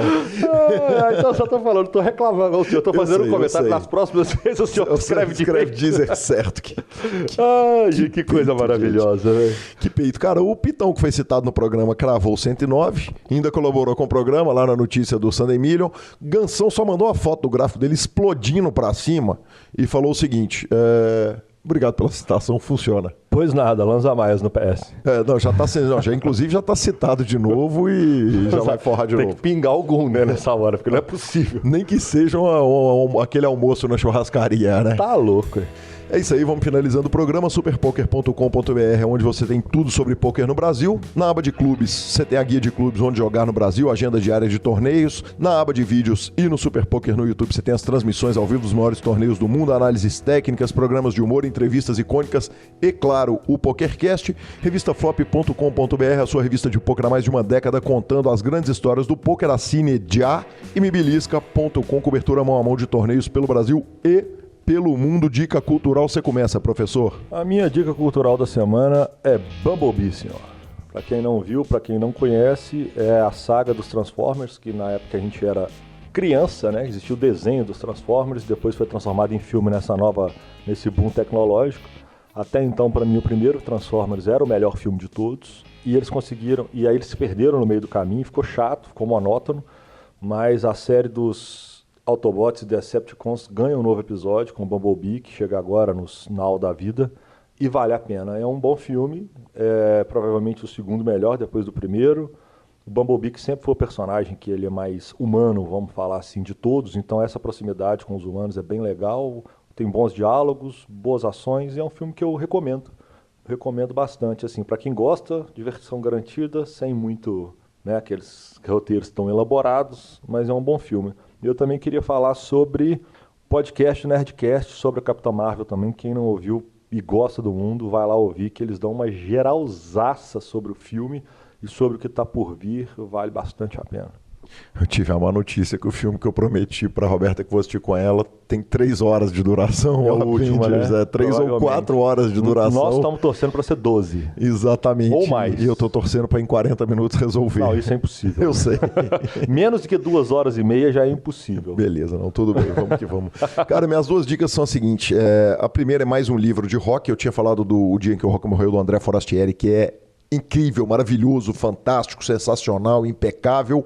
E eu li um livro, os 2 livros são muito próximos, inclusive um faz referência, o do André faz referência ao do Ricardo, é o Cheguei Bem a Tempo de Ver o Palco Desabar, do Ricardo Alexandre, que foi da Veja, foi de diversos jornais. É um livro sobre rock and roll, especialmente dos anos 90. O palco que desabou foi no Festival Junta Tribo, que aconteceu no interior de São Paulo. Me lembro bem da ocorrência, de quando isso aconteceu. E é um livro, mais um livro fantástico sobre o rock and roll e sobre a morte dele. Sensacional. Lembro que logo vai ter entrevista com o Sérgio Prado. Vai entrar no feed do podcast, mas não vai ser nada sobre pôquer e não vai afetar o podcast de terça. O podcast vai sair na terça e ali pela quinta, sexta-feira vai sair essa conversa longa aí com o Serginho sobre filmes, séries, esse tipo de coisa. Fica também a dica do Philip K. Dick, o nosso ouvinte que mandou o e-mail, falou a respeito de uma série dele, e o Daniel Bayer, do Decréptos, falou a respeito, falou, essa série é tipo Black Mirror, só que melhor. Eu falei, oi? Hã? Oi? Quê? Aí eu fui ver, o nome da série é Electric Dreams, ela é do Amazon Prime também. Ele é bem no formato Black Mirror, ficção científica no mundo distópico, mostrando o pior do ser humano, aquelas séries que não faz a vida de ninguém melhorar, mas ao mesmo tempo você não consegue não assistir, você fica azedo 3 dias. Eu comecei a assistir só os 2 primeiros episódios, não concordo com o menino Danonel, acho que é uma bela série, mas Black Mirror é Black Mirror, mas é bem... Pode, né? Pode falar palavrão, né, Lanzinha? Pode. É bem do caralho o negócio. Fantástico, cara. Sensacional, senhor. Acho que então é isso, né? É isso, longo essa semana é isso. Quantos minutos tivemos de programa hoje, aproximado? 3 minutos a gente, aproximadamente, mais ali quase 1h30, então um programão de 2 horas praticamente. Então nós vamos dar trabalho pra turma essa semana. Exatamente, mas tá avisado lá no grupo da técnica. Valeu, moçada, obrigado, até semana que vem. Mídias sociais, @GuiCalil e @LanzaMaia. Nos indique, nos dê 5 estrelas. Se tem uma coisa que você pode fazer pra ajudar esse PokerCast, é pegar todo mundo tem um grupo de poker. Se você joga poker, você tem um grupo com a galera que joga poker com você, seus amigos e tal. Ou mais de um. Curtiu o programa? Manda lá pro cara, você já ouviu até agora, velho. Tem 2 horas que você tá ouvindo esses 2 idiotas. Certamente você curte o programa. Ctrl-C, Ctrl-V, né? Copia e cola o link lá. Na hora que chegar no seu feed, printa e fala assim, vai lá ouvir isso. Os caras estão no Spotify. Caminha pros coleguinhas. Exatamente. A edição é do fantástico Vini Oliver. Hoje eu chamei ele de Rodolfo 30 vezes. Cara, tá louco. Não pode fazer programa comigo acordando, não. Não pode, não. E muito obrigado. Vamos que vamos. Até a próxima. Valeu, moçada. Até semana que vem.